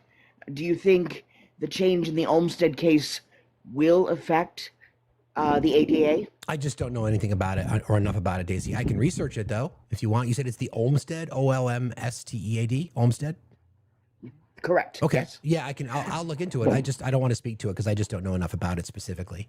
But I'm happy to look into it. Yeah. Apparently, they did make a change where they want to institutionalize people with disabilities. That I did hear. Yes, that I did hear. That's Yes. obviously horrible. Going Yes. back to the days of asylums and et cetera. Yeah, no, that I think is disgusting. No question. Yes. Because there are so many people with so many different disabilities, you just never know when something could happen to you. It's true. So it's true. It's a very frightening thing, I think, for me. And I was just curious if you had an opinion. Yeah, no, I mean, like, I don't know enough specifically about it. We did speak about restructuring the Department of Education, how HHS is now responsible for the DOJs get responsible for civil rights protections, and the HHS is responsible for support of disabled kids in schools. So that's scary in and of itself. And then I started to read about the institutionalizing. So yeah, the entire thing is just thinning the herd from their perspective, as they like to describe it. But I'll look into it more. And I see in the comments that someone made a comment about that it will be far more costly to do that than what we spend now. Yeah. So certainly that would be a strain on our economy as well. Agreed. Thanks for jumping in, Daisy. I will look into it, though. I appreciate you being here. Have a good day. Be safe out there. Have a good day. You too. Yeah. I mean, it's just like we talked about, man. This shit's become normalized. We can't normalize this crap. Are you kidding me? Again, another argument to vote blue. Another argument. It's come November to do what you got to do and vote for that Democrat to push back against this bullshit. Good morning, Connor. How are you today? I'm good. How are you doing? Fine, thank you. What's on your mind? I've been laying in bed this morning, actually just listening to the show this morning. But I actually just awoke like a sleeper cell when that person was just talking about that those changes that they're trying to make. I was reading that essentially they're trying to facilitate states to allow an easier process and temporary holds for folks. And so what they're trying to do, I think, is make it easier to take homeless folks off the streets, people with mental health issues off the streets, and put them into institutions similarly to the private prison system. Violating their rights. Exactly. Yeah. Exactly. And of course, they're going to make a profit off of it and that whole process. So I'm wondering if, most folks will wake up, especially those who are, still finding themselves in the middle or undecided. But, I just feel like none of this could be sustainable morally, ethically. So, yeah, sorry, I just wanted to hop on and add on. That's a fair point. I mean, we obviously need people on the left to get over their purity politics test and vote for whomever the Democrat is, because to have any chance of pushing back and protect the lives of marginalized communities, we have but one thing to do, that is harm reduction, and vote blue in November. Thanks for jumping in, Connor. I appreciate you for being here. Have a good day. Be safe. Every day. I mean, people want these people held accountable, and we all do. We have but one way to do that in our body politic, so to speak. So we'll see what we can do. Good morning, Kevin. How are you today? I'm good. How are you making out today? I'm good. What's on your mind? You had said something earlier, and I wanted to chime in.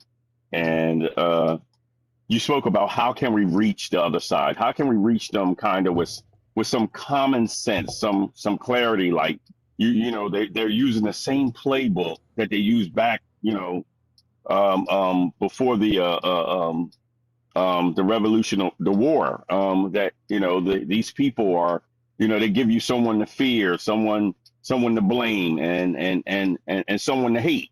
Mm-hmm. And it's like, how do you get past this?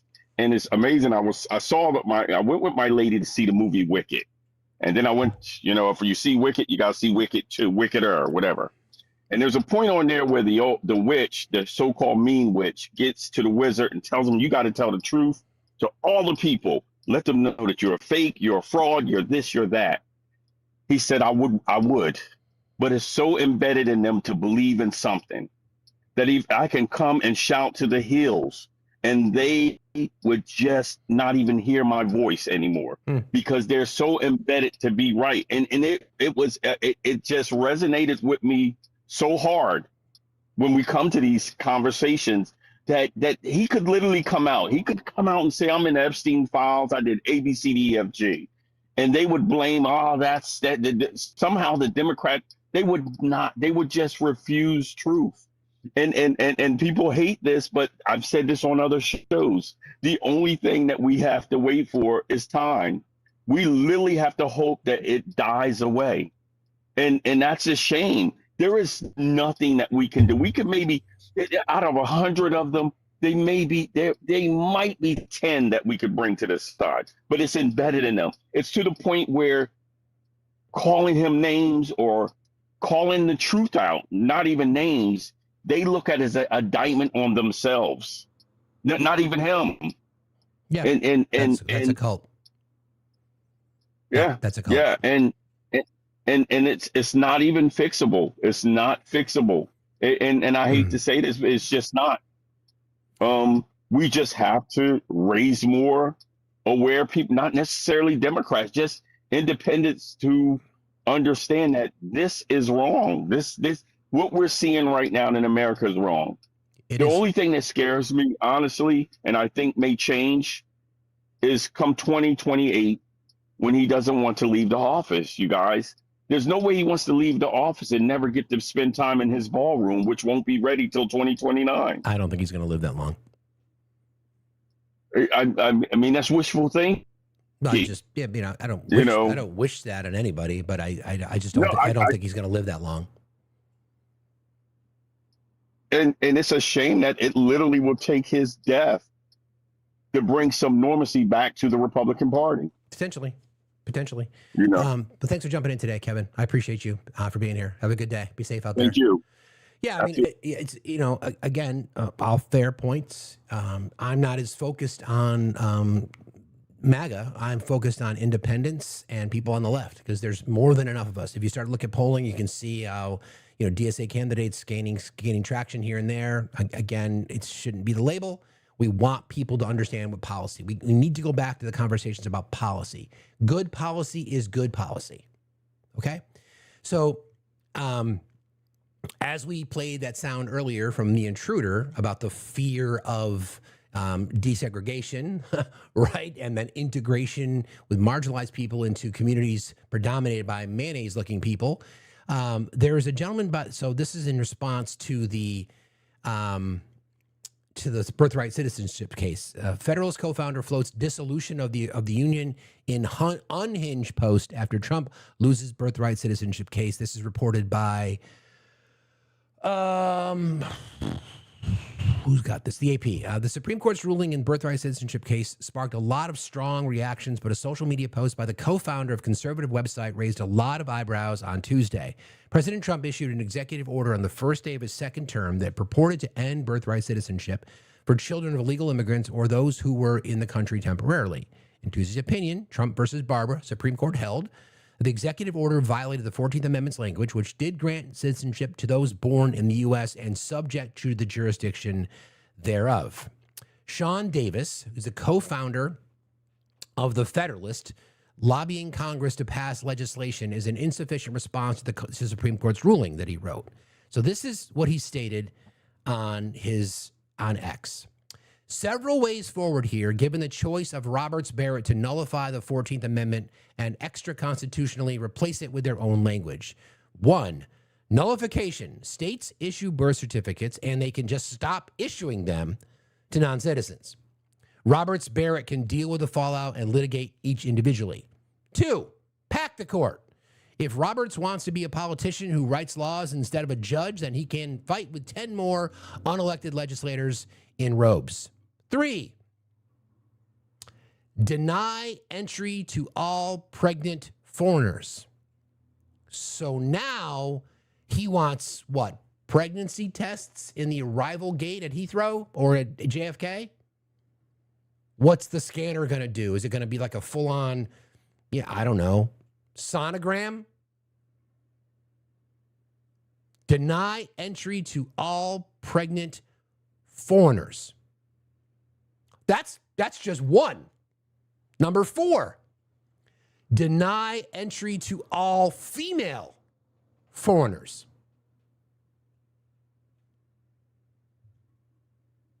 That's 2. But that's not even the worst part. Number 5, require sterilization of all foreign visitors prior to entry. Sean Davis, co-founder of The Federalist, wants to deny all pregnant foreigners, deny entry to all female foreigners, and require sterilization of all foreign visitors prior to entry. Okay. Then, dissolution of the Union. A nation which can't even restrict who gets to be a citizen isn't a nation. Number 7, amend the Constitution.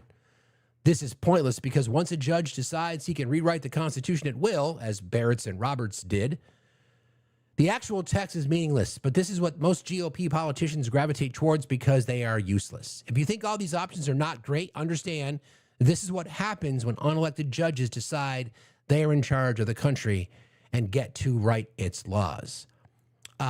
No, that's not what they did, Sean, you disgusting fuck.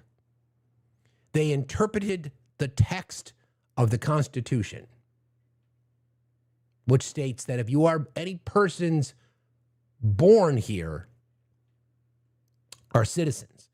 And I just want to remind people who vote with Sean, okay? I just want to remind people of that. His idea is to deny entry to all pregnant foreigners. So again, how would that work? Is there going to be an ultrasound wing of the arrival gate? Like before you get your coffee or stretch your legs, you got to cream up and get your ultrasound? Deny entry to all female foreigners. Okay. Yeah, he was kidding. Surely. Right, I'm sure he was kidding. And then require sterilization of all foreign visitors prior to entry. Now, you could say that he's being, rage baiting. Okay. But you went public with that, my guy. You went public with that. Public. Totally fine, though, right? Totally fine. Nothing to see here. Sterilize all foreign visitors. That's cool. Sweet. G-Dog, how are you today? G-Dog? J-Dog. Okay.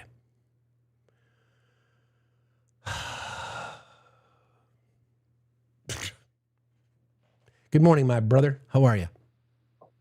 I'm doing great. How are you today? Doing all right. What's on your mind? Two things. I have a really great story about birthright citizenship and the U.S. soccer team. But first, right. I want to bring up that, and maybe you've talked about this already, the Russell Vaught and his OMB are trying to change the rules that will make science grants all go through political appointees and that. Yeah, I talked about that a little bit yesterday. Good. And we have a comment period that we can all add to. Fight2win.standupforscience.net is a great place to go. The number 2. Sorry, the reason my voice sounds this way now is I've been diagnosed with ALS. Oh, bro. And, that's research that could save my life and your daughter in the future. Sorry, bro. So, everybody, everyone comment. Sorry. On the good side, though, the U.S. soccer team won their game, and the gentleman that scored is a U.S. citizen because he was in the U.S. with his Nigerian parents visiting New York, and his mom was 7 months pregnant, and they wouldn't let him on the flight, so she gave birth and then moved back to England after that. And he grew up in the English football system and trained there and decided he'd play for the U.S. And he scored the goal last night that won the game. He did. Unfortunately, got a red card, too, and he can't play in the next game, sadly. They may appeal, but we'll see. Yeah, we'll see. It's unfortunate, but it's a cool story. I heard that story as well last night. Flo Balaga. Yeah, it's a crazy story. So you can cheer on that goal if you are an American soccer fan or you're patriotic flag wearing, but realize that he scored that goal because he's a birthright citizen. Wow. Exactly, and totally accidental. It was not a birth or trip. His mom was just visiting Brooklyn, and they wouldn't let her back on the flight. So Correct. She gave birth. Correct. Listen, bro. Sorry about what you're going through. Keep us posted if we can help. Let us know, okay? I sure will. One thing I do want to say is during the national anthem, he was singing our song. There you go. There you go. There you go. Thank you, brother. God bless. Keep your chin up. All right, I'll talk to you soon. Hate to hear stories like that, but knowing Tootle, he will make the best of a rough situation. Okay. There's another sort of topic that has been underreported about how there is this settlement fund in Congress to pay off survivors and or accusers of sexual misconduct. Thomas Massey has been talking about this for a while. Thomas Massey is going scorched earth, whatever that might be. But the House has voted to release sexual misconduct settlement data. Mike Johnson has lost complete control of the House. He has lost control. He has pissed off even people that were in his camp because he tried to slide the SAVE Act in under the NDAA, and they said, no, we're not fucking doing that. He has lost the House because this had to come through discharge petition. He eventually got enough votes to bring it to the floor. So lawmakers on Tuesday adopted a proposal led by Thomas Massey aimed at publicly naming House members who paid out sexual misconduct settlements using taxpayer dollars.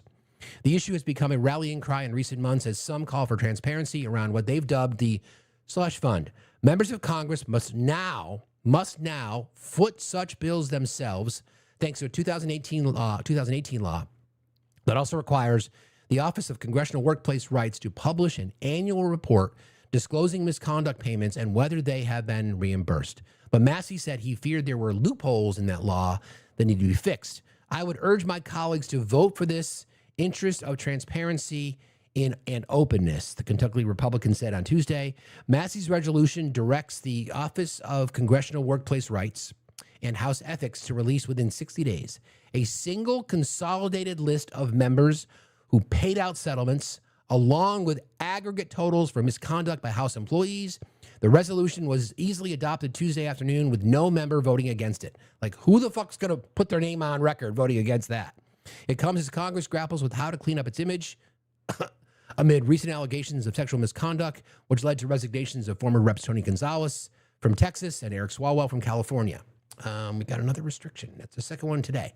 All right, guys, need your help. Got to tap like crazy. Let's see if we can crank up that likes up to 500K if possible. And if you've got, there's still a gifting goal. You want to help us complete the gallery today, that would be fantastic. I think there's a couple of like shiny, like they look like tree toppers. So if you could bang those out, much appreciated. Is become as Congress grapples with how to clean up its image. Earlier in the year, the House had sidestepped other calls for transparency, waving aside a broader push from Rep. Nancy Mace of South Carolina in March. Mace's resolution would have required the House Ethics Committee to preserve and publish records of its sexual misconduct investigations with names of victims, of course, redacted. Reps Michael Guest and Mark Desaulnier, chair and ranking member of the House Ethics Committee, said at the time that Mace's proposal, quote, could chill victim cooperation and witness participation in ongoing and future investigations. Now, in a way, they're blaming the victims again. Thank you. That's cool. I mean, in a strange fucking way, they're blaming victims. Like, well, this, victims may not cooperate. Leave it up to them. I think they would do better, to be honest, cooperating if they knew something was going to happen. So create a model where we know that people who are alleged to have committed violence and or sexual misconduct or harassment or whatever the fuck it is, show them and others that there's going to be accountability for these people. Massey said in a brief interview on Tuesday that he tried to, quote, limit the scope of mine to avoid that objection while also broadening the definition of a claim for sexual harassment, sexual abuse, or sexual misconduct so that it might catch things that weren't disclosed. Both Massey and Mace brought up their resolutions as questions of privilege, a process that allows members to force floor votes on certain topics even without the blessing of leadership. Rep. Kat Kamick said Tuesday she voted in favor of both proposals as someone who wants to, quote, really see a change in the future up here on Capitol Hill. I welcome any attempt, said the Florida Republican, who's tapped to co-lead a bipartisan working group that is searching for ways to crack down on harassment and help staffers report it. Some have complained that Congress has done little since the Me Too movement to ensure accountability for bad behavior and needs to push more aggressively for change. I am so fucking sick of diminishing it by calling it bad behavior. Sexual assault, sexual harassment, sexual misconduct are those things. Bad behavior is smoking. Bad behavior is riding your motorcycle without a helmet. I never do that. Bad behavior is, maybe having one too many and deciding to get behind the wheel of a car. That's bad behavior. These are fucking crimes. Sexual harassment, sexual misconduct, sexual assault, those are fucking crimes. Can we stop calling it bad behavior? God damn. Even in an attempt to try to do something to protect and give survivors voice, we still throw in the fucking patriarchy, get out of jail free card through words like bad behavior. Oh, it's just bad behavior. Oh, it's just locker room talk. Oh, it's just men being men. Fuck that. Fucking sick of this fucking bullshit. Jesus, man. Well, the House opted to refer Mace's resolution to the Ethics Committee earlier this year, where it has little chance of moving. The South Carolina Republican tried another strategy with more success. At an unrelated House Oversight and Government Reform Committee meeting in March, she offered a motion to subpoena the OCWR for records of certain settlements made prior to December 2018, the date when the law that updated what's known as the Congressional Accountability Act was enacted. The panel agreed to the subpoena by voice vote, and Mace later shared a summary of results from the subpoena on her social media accounts, promising to reveal more after working to redact pages of documents. But, quote, you shouldn't have to get a subpoena to go through a committee to find this out, said Massey on Tuesday. After losing his primary to a challenger backed by Trump, the Kentucky Republican said he was looking to check more items off his list before the end of the current Congress. 6 months left. I'm going to do something every week so that I won't be sitting at home saying, I wish I'd done that. Tom Massey is putting members of the Congress on notice. Faux show. And sign me the fuck up. Let's go. Everyone keep tapping, please. If you're not yet subscribed to our YouTube channel, please consider doing so. Working on a couple of structural changes with YouTube. I don't like the way that the feed looks. Thank you to Ari for helping me out. Looks like we may be able to do this on Streamlabs. I'll keep you guys posted. I could use some help with that if anybody is an expert in Streamlabs. What I want to do, I'll tell you what I want to do, okay? I'm going to explain it to you. This frame, right, is not what we're broadcasting on YouTube. We had to create a sort of a remove the background feature. So all you see is like my floating head, which is scary. So what we'd like is to be able to use Streamlabs so we can take this exact frame that we see here and just put it in. And I know OBS can't do that. So if anybody has expertise or experience or the ability or knows exactly what they're doing in that space, could you message me either through TikTok directly, either through Discord, or just email me at steve@dosomethingtour.com. Thank you, thank you, thank you. All right. Let me, did you say I should ask RTP for tech help? That's funny. He's worse than me. I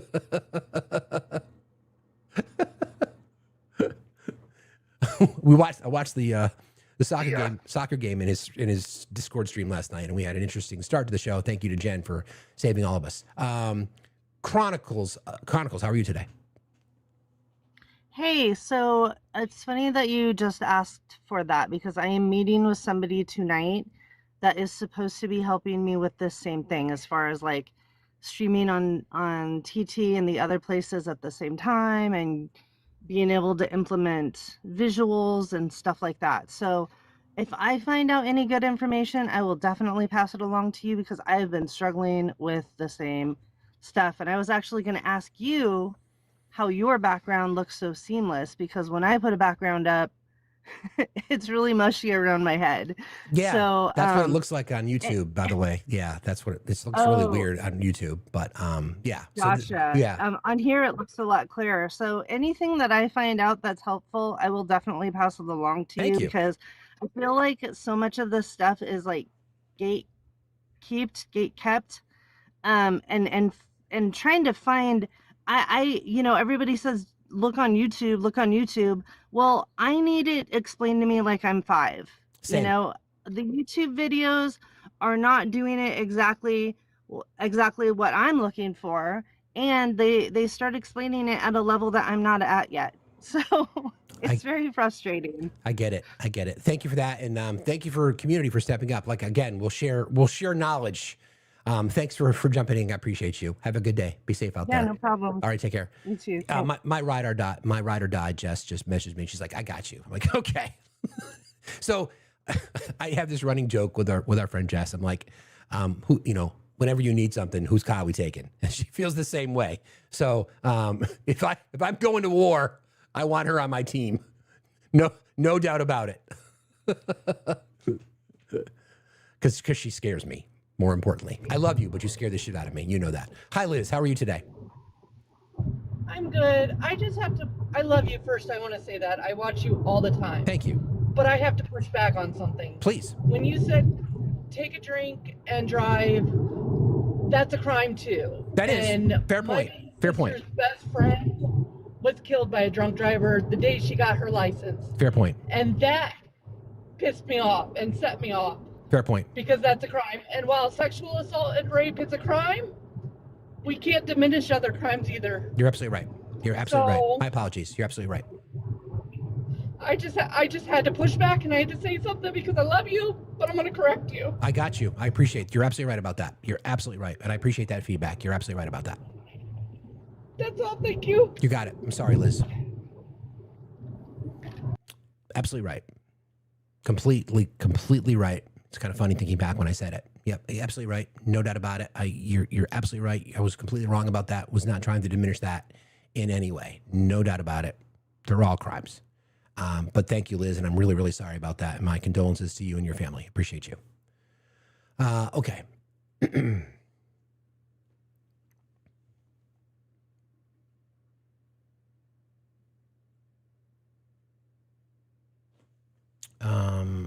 Ray, it looks like you might have timed out.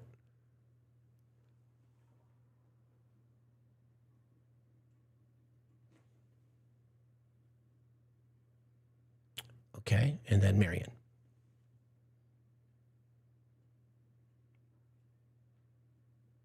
Okay. We're still glitchy a little bit with TikTok. So it's weird. Let me check in over here real quick. If you guys do want to support the channel for our endeavor on the Do Something Tour, I appreciate you guys. Don't forget, if you want to complete the gifting goal, you can do that today. I think there's a couple of, there's 2 or 3 more items in the gallery. If you guys could check that out and maybe knock that out for us today as well, I'd appreciate you. All right. I want to thank Tina. Love catching the show. Thank you, Tina, for your $5. You're jumping on the, you're paying forward your Dollar Train contribution. And also to Ali Mom, thank you for starting the Dollar Train. Let me update this real quick. We're getting there. All right. Again, my apologies. Okay, so let's do a couple of other different things here. I want to talk about this claim about the Christian nation, because we're seeing it really doubling down now. And people often talk about they tried to say, because there were some of our founding fathers who were Christian, right? It becomes their belief that we are a Christian nation. And we know that we're not, by definition. We know that we're not. Oftentimes, we refer to what's known as the Treaty of Tripoli. So I'm going to give you the history of what it is first, and then we'll talk about the language that is very clear, because the Treaty of Tripoli had influence over our Constitution. The Treaty of Tripoli was a peace treaty between the United States and the Tripolitania, one of Barbary War era's Barbary states of North Africa. It was negotiated in 1796, signed on November the 4th, 1796, and ratified unanimously by the U.S. Senate on June 7th, 1797. John Adams proclaimed it on June 10th, 1797. Why was it needed? After the United States gained independence from Britain, American merchant ships no longer enjoyed the protections of the British Navy. Pirates and privateers operating from the Barbary states, including Tripoli, Algiers, Tunis, and Morocco, attacked merchant vessels and captured sailors for ransom or for tribute. The treaty's primary goals were to end hostilities between the United States and Tripoli, protect American merchant ships, establish peaceful diplomatic relations, and define procedures for resolving disputes and handling powers. Famous Article 11 is what we're going to talk about now. So the treaty is best known for Article 11, which states, and I quote, MAGA, please listen. I quote, which means when you quote something, it means that comes directly from the document itself. So this is literally from the Treaty of Tripoli.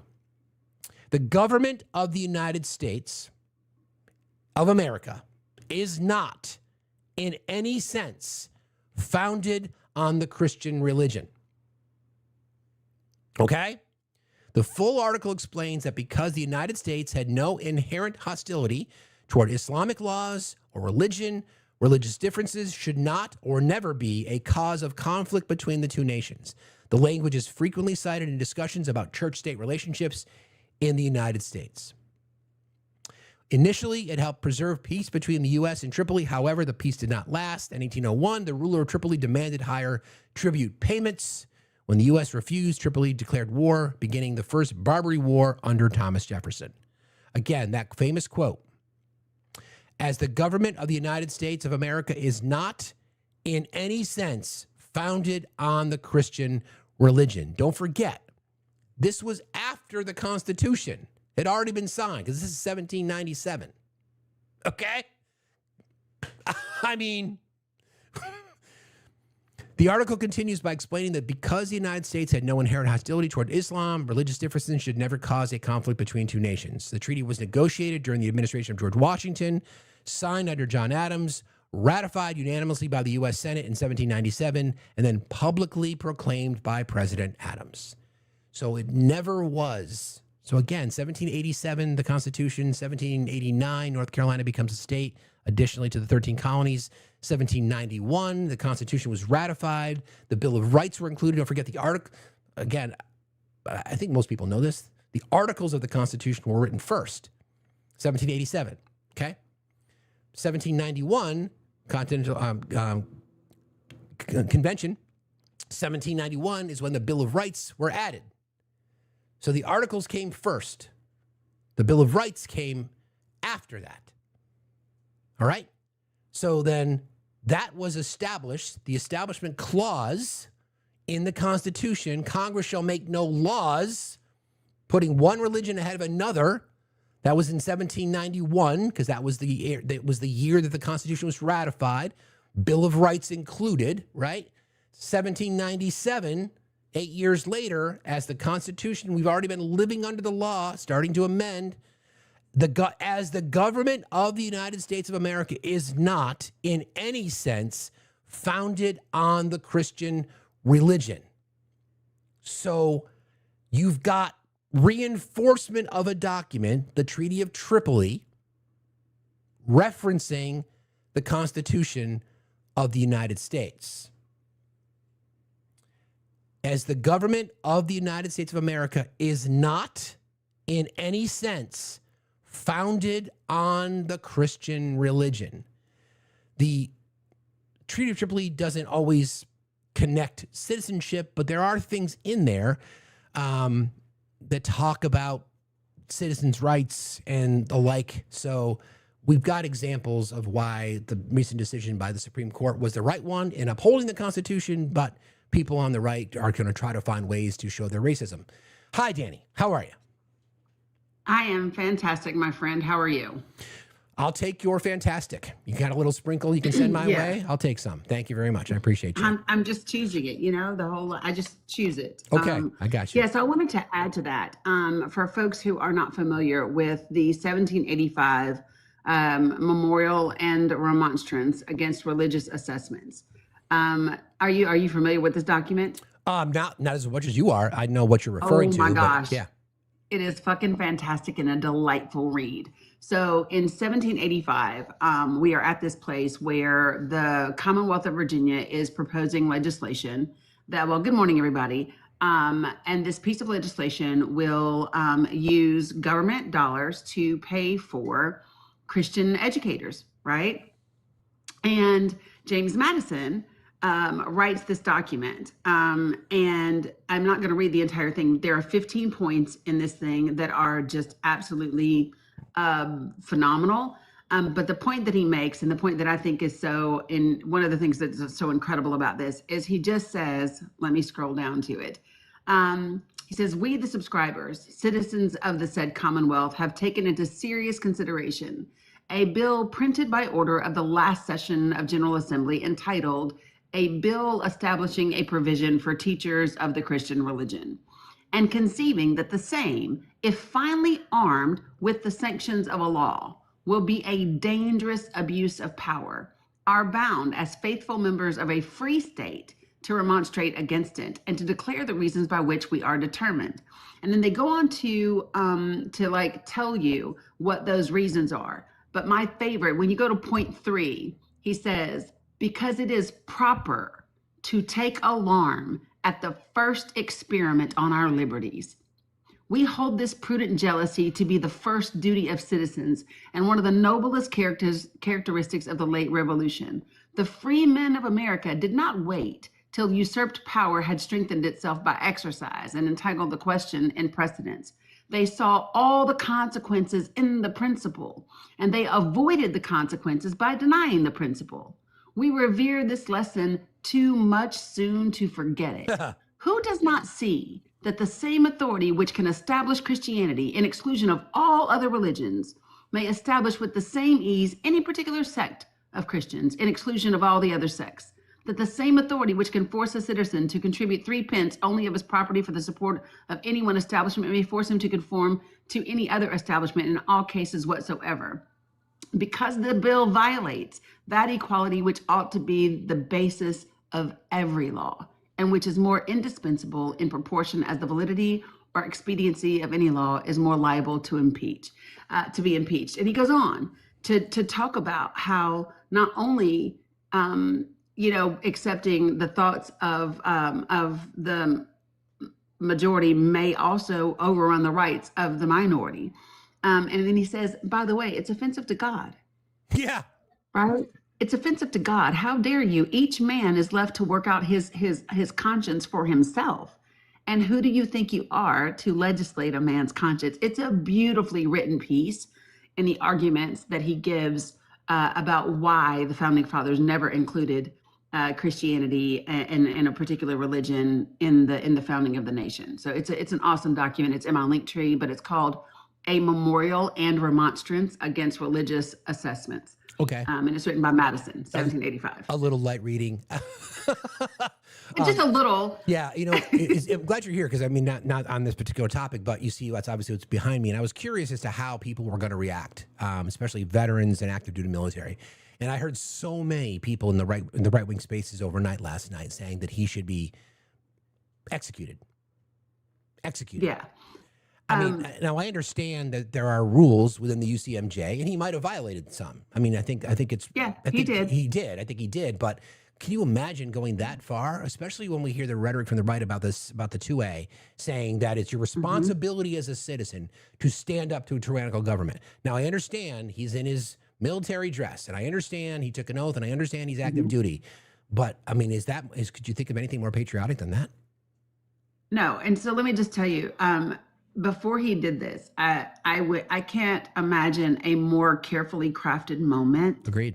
in his life than this. You do not reach his status in service and choose your dress blues, and understand that everything that you have worked for your entire life is going to be gone in this moment. Yep. And so for me, I think he chose his uniform for that purpose. He needed it to be, he needed people to talk about it. He needed people to understand exactly what it meant. Because while we know he took an oath of office, that oath was not to Donald Trump. No. That oath was not to a particular political party. That oath was to the Constitution and to the country. And so, for him, he understands what the UCMJ is 100%, and he knows what's coming his way. And he upheld his oath. I don't think that anybody ever thought that we would be in the place that we are now, in terms of our commander-in-chief, our Secretary of Defense, and the things that they are choosing to do. And so, no, I think that I'm not any more surprised by people on the right or MAGA that are coming for him, the same way that they came for the Capitol Police on January 6th, the FBI on January 6th. Their allegiance to military service, to police officers, to law enforcement is only so far as it is aligned with their ideology. And if that somehow doesn't align, then they're it's okay. You know what I mean? Yeah. Their life has no value. And you see that in the way that this administration treats veterans and military folks. There's a new package right now to slash the shit out of military veterans benefits and the VA and things like that. And people act like they don't see it. If you ask veterans, they'll tell you the truth. That is, well, not all of them. And this is what I say to any veteran that doesn't like what I'm saying. Come have a conversation with me and I will check you on your oath. Yeah, it's interesting, Danny, because you may recall I've interviewed her a couple of times. Her name is Daniela Mestinick Young. I mentioned to her earlier, she was born into the Children of God sex cult. And then she joined the U.S. Army as an intelligence officer, and she now writes books about deculting of America. And I've had conversations with her about how there's this perception that the president, because he or she is the president, has the military, meaning that they're loyal to him. And they're not. They're loyal to the Constitution. So people want to say that every person in the military supports whatever the president does. No. Ideologically, certainly not, and it's their obligation under the oath to disobey an illegal order. So would you agree with that sentiment that no president has the military, like, in their pocket? Right. So here's my thing. They don't have the military in their pocket. The military is subject to the orders of the president in his role as commander-in-chief, as long as those orders are lawful. Correct. And there's a whole outlining of what a lawful order does and doesn't consist of. And the challenge that you run into in the military is that you have to run that up your chain of command. Right. And I've been very frank about this. The military is one of the most racist, sexist places you ever want to be. As having served in it, it is such.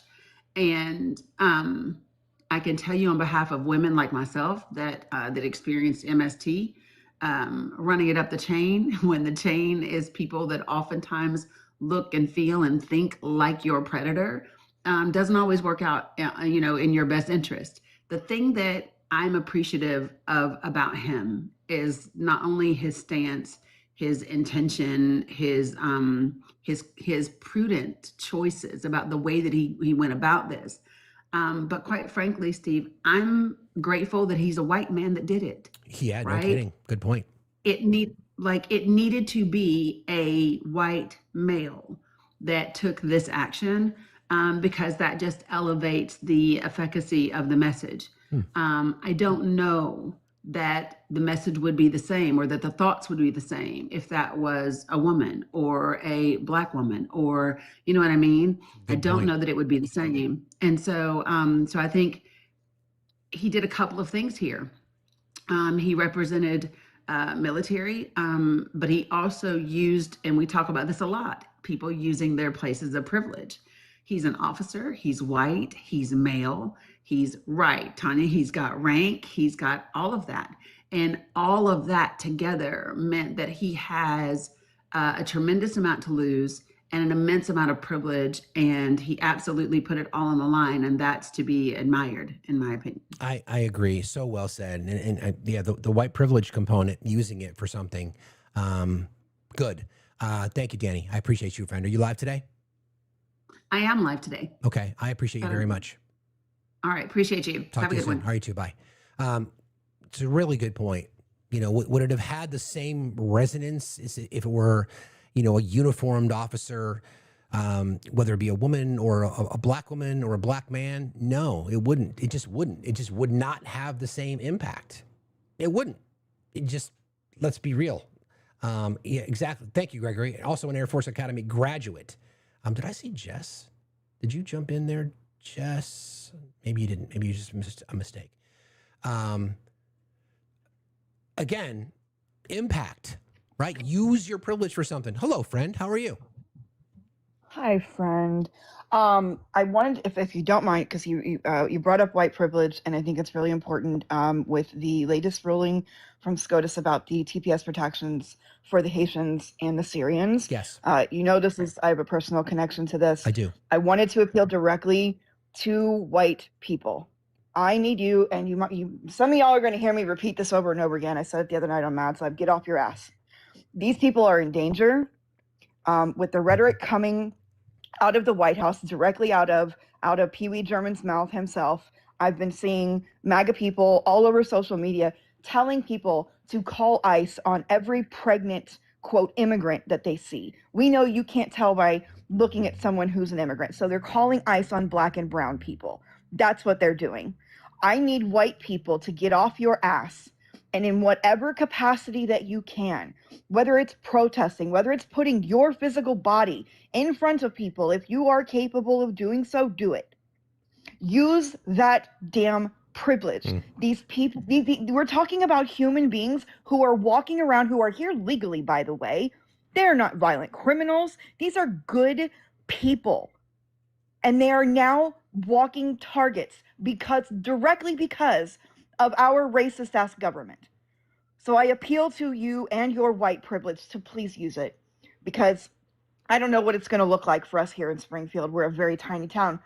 There are no more appeals for us. This is the end of the line. So I'm prepared to do what I can do. I can only do so much, but I'm going to do it. So I just appeal to you guys, get off your ass, stand up for what's right. We're talking about humanity here. So well said. Thank you, friend. I appreciate you. Thanks for jumping in. Friends, you don't follow Twista, please do. I appreciate you, sister. Appreciate you, buddy. Talk to you soon. Thanks, All right, be buddy. well. Have a great day. All right, too. Bye. Got a chance to hang out with her in person in New York City, and it was a highlight of my day. Look, I mean, what more do we need to say? Right? Now we're getting people that are, think about this scenario, okay? People that are loyal Trump voters, that are, some are active duty, some are veterans, that are loyal, that bragged about being as part of the insurrectionist traitorous mob on the Capitol on January 6, 2021. They bragged about it. Many of them were sentenced. Many of them were then pardoned, right? They believe that that was an act of patriotism. Attempting to hang Mike Pence. Where's Nancy? Bringing a Confederate flag inside the Capitol.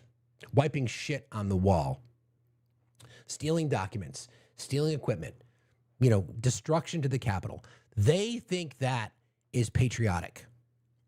But this guy who put his hand up, who's obviously decorated, a graduate of the Air Force Academy, literally there putting his entire career on the line because he sees what the president is doing in direct violation of the oath that he took. Preserve, protect, and defend the Constitution against all enemies, foreign and domestic.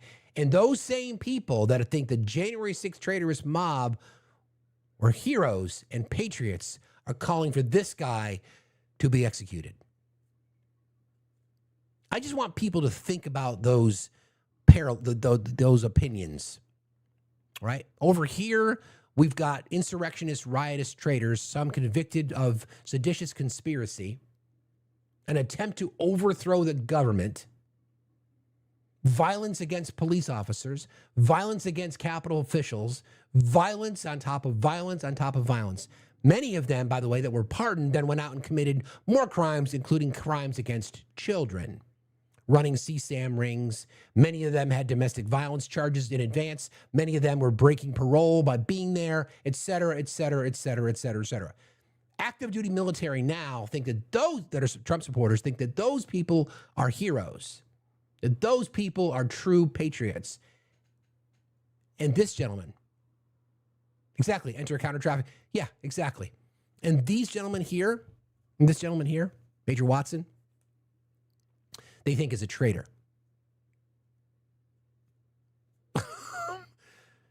I mean, come on.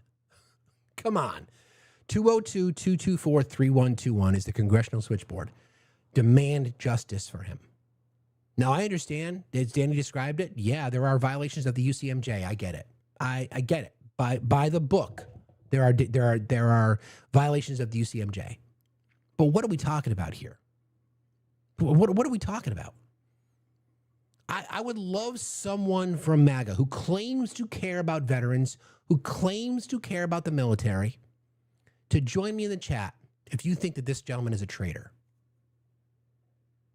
You won't. How can you defend it? How can you defend calling him a traitor? And yet you advocate for the J6 traitors to be considered heroes. Okay. Good to know. He's an absolute hero. I would agree. Good morning, Jose. How are you today?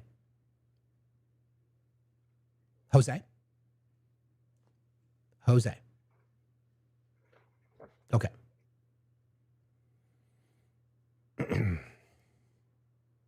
Exactly. He's not a traitor. He's a hero. He put his career on the line. He knows he's going to be facing justice. He gets it. He knows it. Like Danny said, I'm sure he had this all thought out, knew exactly what he wanted to say, how he wanted to say it, where he wanted to say it, in what dress he was going to say it in. It's a conscious choice that he made in support of his oath and in defense of his oath, hopefully setting an example for other people. But it was great. Just me, how are you today? Just me? Are you there? I guess not. We are having major sort of connection issues today. Okay, there's another one. And we'll try one more. Use your lottery numbers. Okay, I guess not. Anyway, just a quick programming note. Tomorrow is Friday for Free Speech Friday. Come on back tomorrow morning for our regular show. And then tomorrow night, 7 o'clock Eastern time. Facts After Dark. It's been a while. We're going to play some trivia. We all need to have a little bit of fun. So here's the plan. I've always been accused of having a head full of useless information, which is true. I am a good trivia partner. I just want to let you know that. I'm a good trivia partner. So I will tomorrow night I will play host, and I will ask you questions. I've got the Genus edition of Trivial Pursuit. So like the original, I will be asking you questions. You can request up in the box, and I will just grab a card and I'll just go down the list. And if you answer one, then you get the next one. If you answer two, then you get the next one. If you fail to answer that one, then you're kicked from the box. The next person comes up, and we're trying to see the person who can get the most answers, the most correct answers. The person who answers the most questions correctly will then get to win or pick an item from the merch store, and it will be a gift from me to you. So come on back tomorrow night. Well, come on back tomorrow morning, 8 o'clock Eastern time for a regular show, and then come on back tomorrow night at 7 o'clock for trivia night. Okay? Good. All right. I think we got everybody covered there. Thank you for not calling it oh, I know, right? It's not the Genius edition. It's the Genus or Genus. I don't know. Genus edition? I don't know, but it's old school. It's old school. Funny story real quick in honor of my mother. My mother, one of the smartest people I've ever met in my life. We would play Trivial Pursuit. Excuse me. And she would always talk herself out of the correct answer. There was one question, I forget the question, but the answer was the Yom Kippur Wars. And she answered that immediately. And then she spent the next 3 minutes talking herself out of the right answer.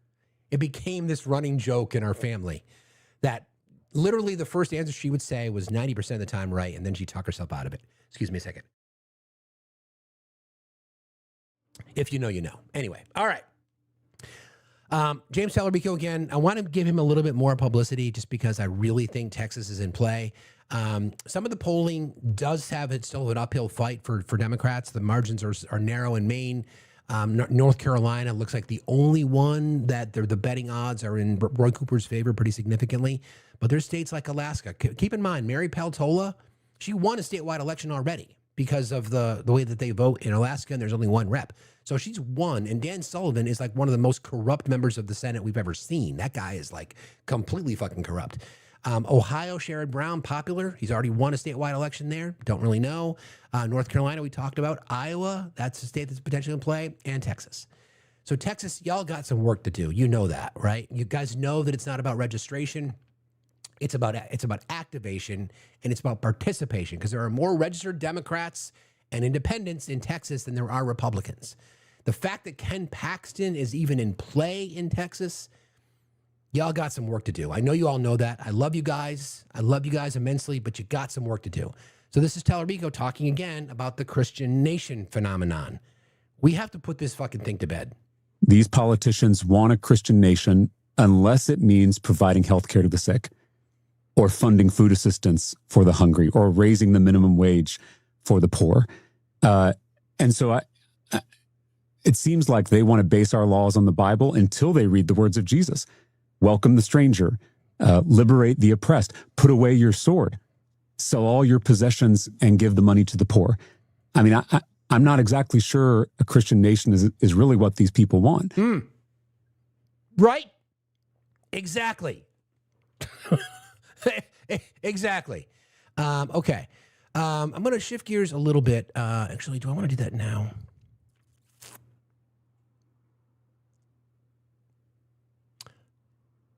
The president said this. This is interesting.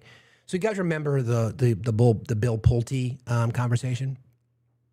Bill Pulte is the guy who headed up Fannie Mae Freddie Mac, and the president put him in as acting DNI, the Director of National Intelligence, which is one of the most important positions within our government, with any government, because it's like the hub of all the intelligence agencies, like the FBI, the NSA, the CIA, et cetera, et cetera, et cetera. They put him in at the hub.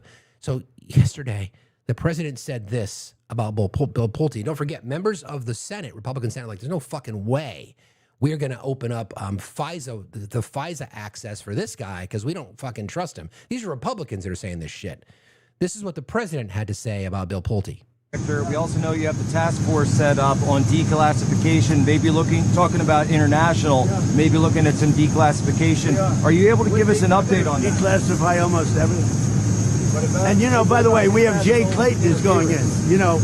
Bill Pulte's a very talented guy, but he's just there temporarily until Jay Clayton. And Jay Clayton is going through the process. And Jay Clayton, highly respected, and so is Bill Pulte. but Bill is there just for a fairly short period of time. But while he's there, I said, you can declassify whatever you want. Do you think we're going to get some soon, or maybe 2020? I told him you can do it as fast. You got to ask him. All right. But I think he's a friend of yours.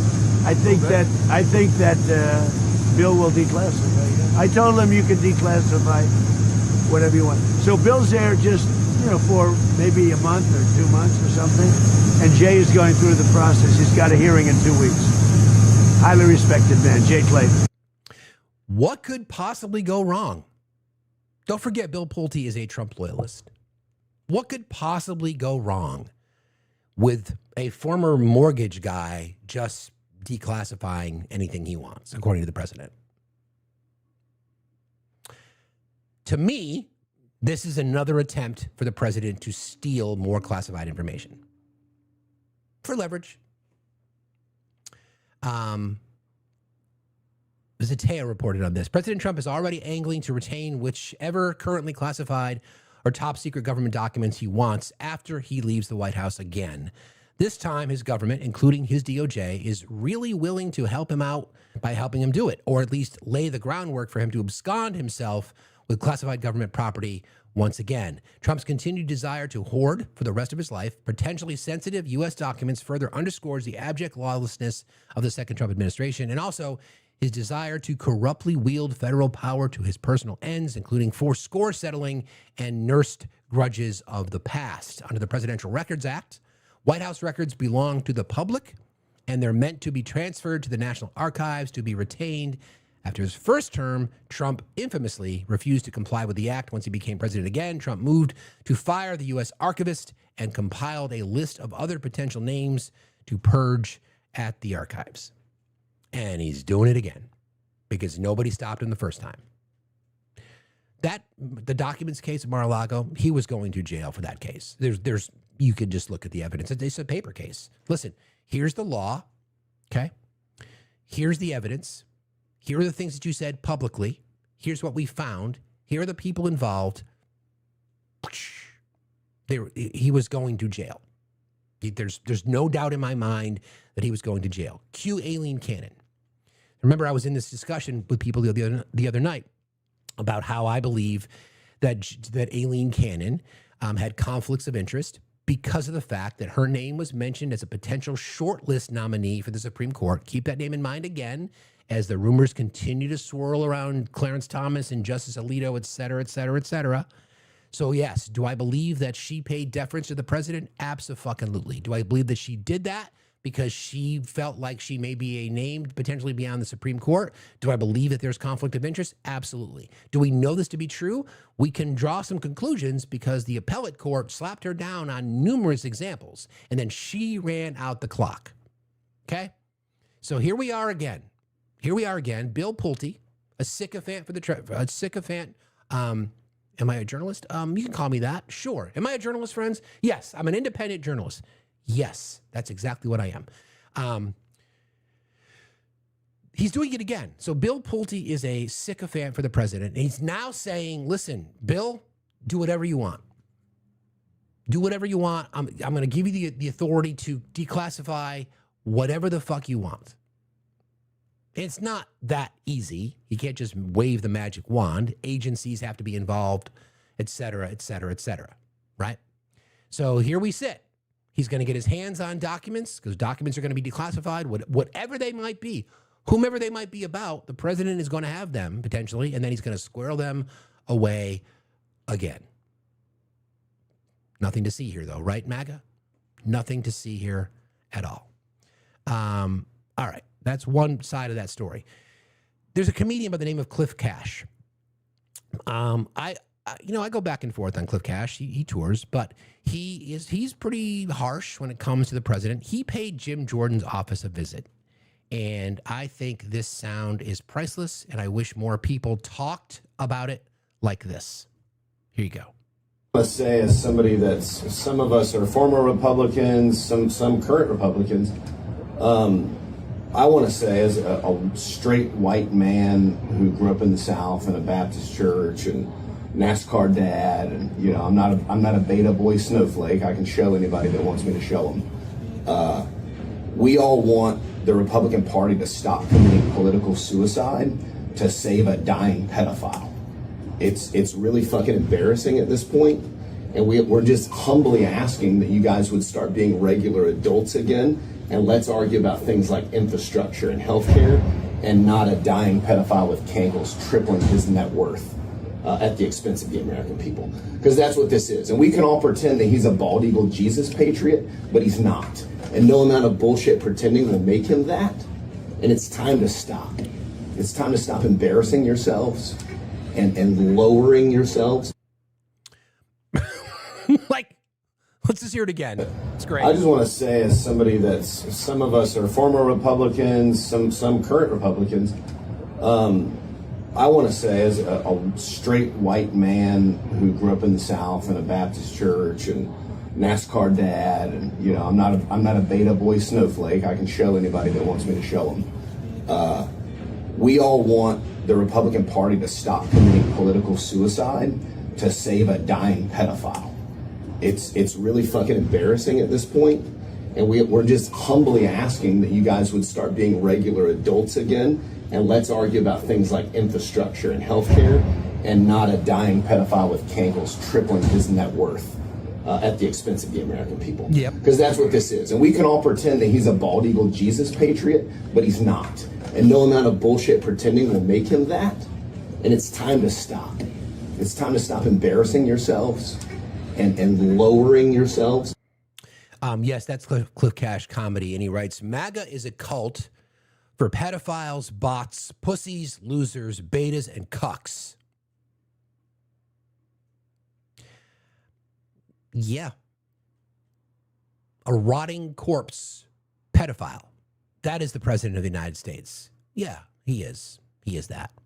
I think it's pretty obvious that they are doing everything they can to keep him alive, including experimental drugs by Eli Lilly. Eli Lilly, again, the name of one of the companies that the president has dropped. You know, I'm just going to drop that name over here, and then you watch the stock increase, et cetera. And the president has enriched himself to the tune of $2.2 billion. His name is Cliff Cash. All right. I've got a whole bunch of other things I want to play today. Adam Mockler has been, getting a lot of appearances on CNN, on Abby Phillips' show. This is an interesting moment because you get these hardcore Republican Trump TDS sycophants who the president can't do anything wrong in their mind. You got a little progress here. I mean, it's very, very little, but we'll take a little bit here. So trying to defend the fact that the new financial disclosure showed that the president made $2.2 billion. Here you go. About how much money Trump has raked in 1 year? Am I concerned with a billionaire making more billions on more money? No, I'm not. If there was a Biden coin or an Obama coin, conservatives would be balled up in a curl. You'd be curled up in a ball crying. I would not be doing ads for it. It's not just that Donald Trump has enriched himself. It's that he's sold access to the presidency. So you want to know about the quid pro quo? We gave the UAE access to a bunch of very special chips the same week that they invested $2 billion in Donald Trump's personal crypto firm. Do you condemn that? Do you condemn the pardoning of CZ? Do you condemn Justin Sun, who scammed Americans and then was allowed back into the United States after Trump dropped an investigation? Is any of this above board? Yeah, I mean, look, again, if you have the evidence that there is a quid pro quo crime, then bring it to the table. What if I present the evidence and you just reject it? You reject it entirely. Can we acknowledge that it's profoundly unseemly for the president? You don't have to defend this stuff. I would prefer the president not make money. Okay. I would prefer the president not make money while he's the president. That's about as far as I've heard any of them go. I would prefer that the president not make money while he's the president. I'm thinking, okay, I'll take that, but that's as far as they will go.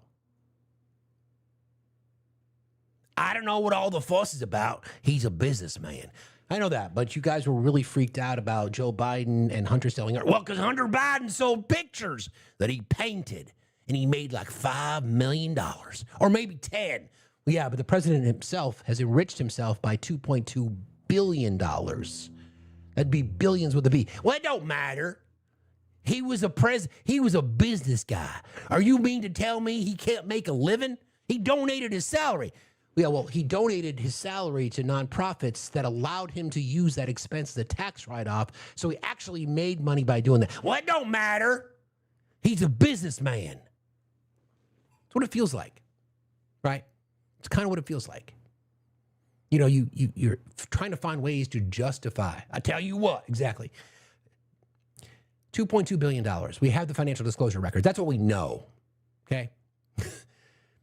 2.2. And, you know, he's discussing, you know, the love that he has for his two oldest sons by wanting to have a threesome with them, apparently. Yes, we heard that. Yes, that is true. He did say that. If that's the best we're going to get, I would prefer that the president not make money while he's the president. Then I guess that's a win. I guess. Well, then you get other people trying to defend it. So this is the president's own words, okay? When he's asked the question about his financial disclosures, I think I played this yesterday, but this tells you everything you need to know right here. Your financial disclosure shows you had a very lucrative year last year. What message does this send to average Americans, especially those who may be struggling right now financially? I don't get involved in my personal. We have funds that run my money. But you are benefiting. Well, I've made a lot of money before I became president, and they invest my money, and I don't talk to them. I don't even speak to them. So I have many people, I don't know what they call it, closed accounts or something. You put your money in, and that's it. I don't talk to them. They're big institutions, and they run it. But yeah, I've had a great career. In business, I've had a great career. Concerns about conflict of interest? I don't know if I've had a better career in politics or business, but I had a great career in business. And, you know, you saw the cash, and you report the different things. And what they do is, we gave it, I think it's called a blind account, but they take it. And I never speak to any. Well, it's called a blind trust, and you never put your assets in said blind trust. Just to be clear. The people that run the money, but they're at big institutions, and they invest in whatever they invest in. But to critics who say you're profiting off the presidency, Mr. Well, you know why I'm profiting? Because the stock market's going. Do you know why I'm profiting? Because the stock market's going up. That is the fucking quote. Do you know why I'm profiting? Because the stock market's going up. We joke about Market Manipulation Monday. The reason that I'm profiting is because the stock market is going up. That you are manipulating, sir. That you are crashing and then using capital to buy stocks. You're name dropping Eli Lilly, NVIDIA, et cetera, et cetera, et cetera, et cetera. Your boys are now connected to a drone contract that was supposed to go to another company. That contract was torn up. The DOD, there's reporting the DOD is paying like 120% higher than they would normally.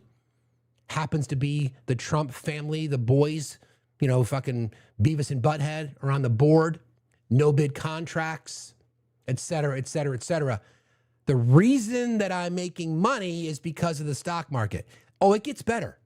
Everybody's profiting. If you have a 401k, how's your 401k done? It's about up 85%. Thank you, President Trump. So we're all profiting. I'm profiting because I have a lot of money and a lot. I'm profiting. We're all profiting because I have a lot of money and a lot of cash. He is literally admitting it to you out loud that he is profiting off of the presidency. Was that fake news? Was that AI? No. A lot of cash, and I give it to institutions. I don't know if they know what they're doing or not, but they buy a vast array of things.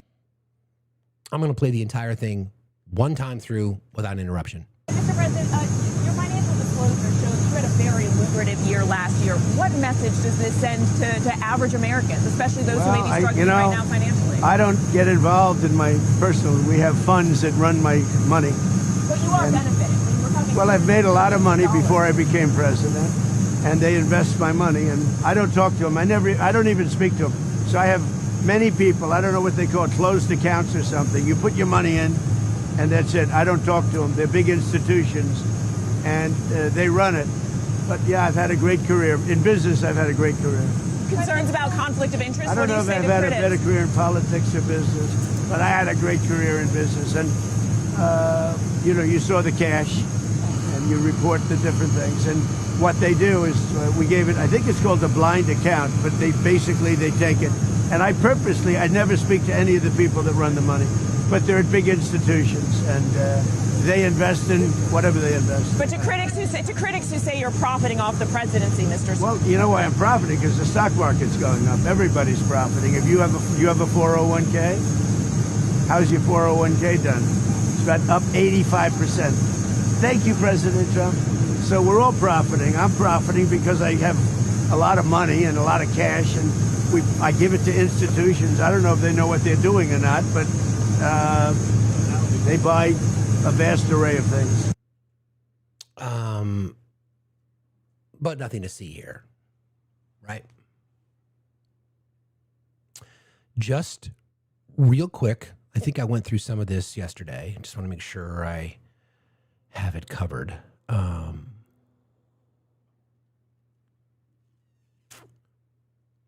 Hang on.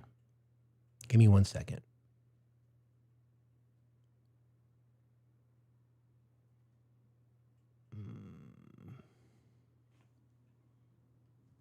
Everybody, please keep tapping and sharing. Please don't forget about We Are Crowdfunded here. You want to support the channel and the Do Something Tour. The Dollar Train is on the tracks.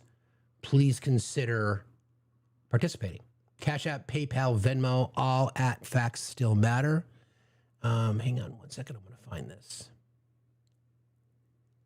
I moved some things around on the way that I organized the show. I am pretty organized when it comes to this kind of stuff. I just want to let you guys know that. Hang on a second.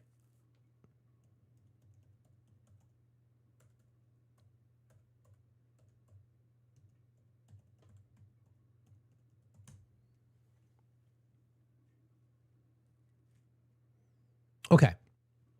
So this is what we got from the financial disclosures. This is what we know. And again, it's really important that we go through this because $800 million from World Liberty Financial, crypto tokens and ownership sales. Trump meme coin, the celebration coin, $635 million. Mar-a-Lago Club, $77 million. Media legal settlements, $86 million. UAE licensing projects, $10 million. Qatar licensing projects, $5.3 million. Qatar, by the way, the country that gave the president the new Air Force One that he said was a gift that was roughly $150 million in taxpayer money to refurbish it.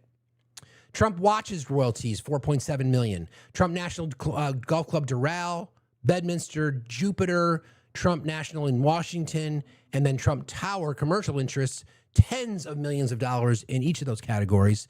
Other commercial real estate partnerships, multi-million-dollar income, hotel license agreements, Trump sneaker royalties, Trump Bible royalties, Trump guitar royalties, Trump NFT licensing, international golf licensing, and then miscellaneous licensing and merchandising, totaling $2.2 billion.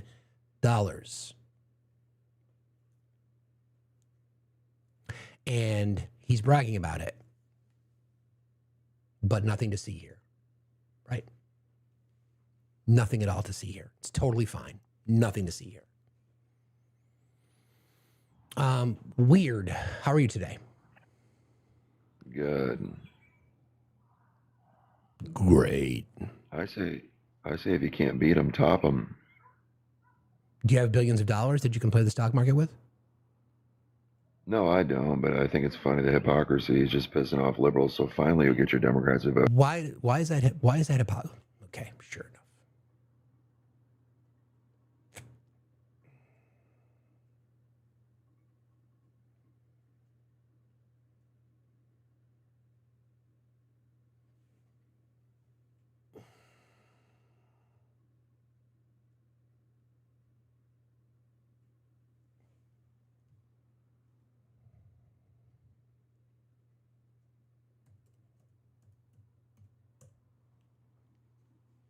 We're back.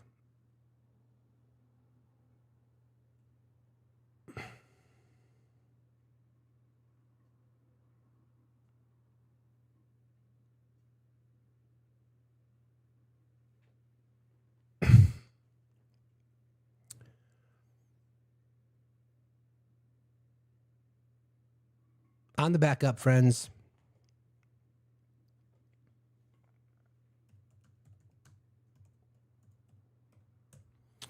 We are on the backup, you guys.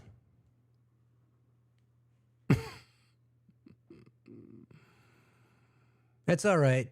It happens. You know, it happens. It's fine. Everybody keep tapping, please. Let's get us back out there. That's fine. You know, it is what it is. We were humming too. It's a fax raid. Yeah. Thank you, fax raiders. Hearts in the chat for fax raiders, please. Good dude, that fax guy. Yep. Do you guys know that he's 84? He looks good for his age. Anywho, thanks for being here. We don't know what happened. It's just, it is what it is. People get a little triggered. Fax raid. Hearts in the chat for fax raiders. Appreciate you guys. There's probably a gifting goal on this account. It could be. Yeah, fax is the best. What a good guy. It's hot. Damn. You can feel the heat. Yeah, I get that now. Chasovich on YouTube. Thank you for that. Fax raiders are the best. Love me some fax raiders. Okay, let's see if we can build up an audience again. As we are going through the exercise about what it looks like to have access to capital and then be able to enrich yourself on the back of the presidency and then admit it publicly, that's a wild flex. I'll just continue with the show. If you want to support the channel, in case you're just finding us here, I don't know if you, many of you might have just found us here. This is the backup account. If you guys have not followed the backup account, please consider doing so. It's just our 2.0 account. If you want to support our channel, you can do so at Cash App, PayPal, and Venmo. If you do not know, we do have a merch store. It's factsstillmatter.site or Fax HQ in the link tree. You can find that in the link tree. Or you can go there directly at factsstillmatter.site. A lot of really cool merchandise. Tomorrow, depending on the status of the main, tomorrow we'll be playing Trivial Pursuit. We'll have our show in the morning, which is Free Speech Friday. And then tomorrow night, so it'd be a good idea for you to follow the backup account in case for some reason we lose our appeal. I don't know if we will. Ari, if you're listening or paying attention out there, maybe you can help me with the appeal. We'll see if we can get that taken care of. But tomorrow night, we'll do Facts After Dark at 7 p.m. Eastern Time. We'll play some trivia. And the winner of our contest, I'll explain the rules as we go, but the winner of our contest tomorrow night will get to pick an item from the merch store, and that will be paid for by me. So there you go. All right. I want to get into, and maybe we'll just end a little early today. I don't want to lose both accounts. Looks like we're under threat again because I just got another flag. I think I'm going to end early today, guys. My apologies, but we want to try to keep at least one account viable. So I'm sorry about that. I'm sure Danny's live. Go find Danny Seventh. Go rate her. I'll plan on seeing you tomorrow morning, 8 o'clock Eastern time, guys. I appreciate you coming back and finding us, but I think it's the prudent thing to do. We'll see you tomorrow morning, 8 o'clock Eastern time. Thank you, friends.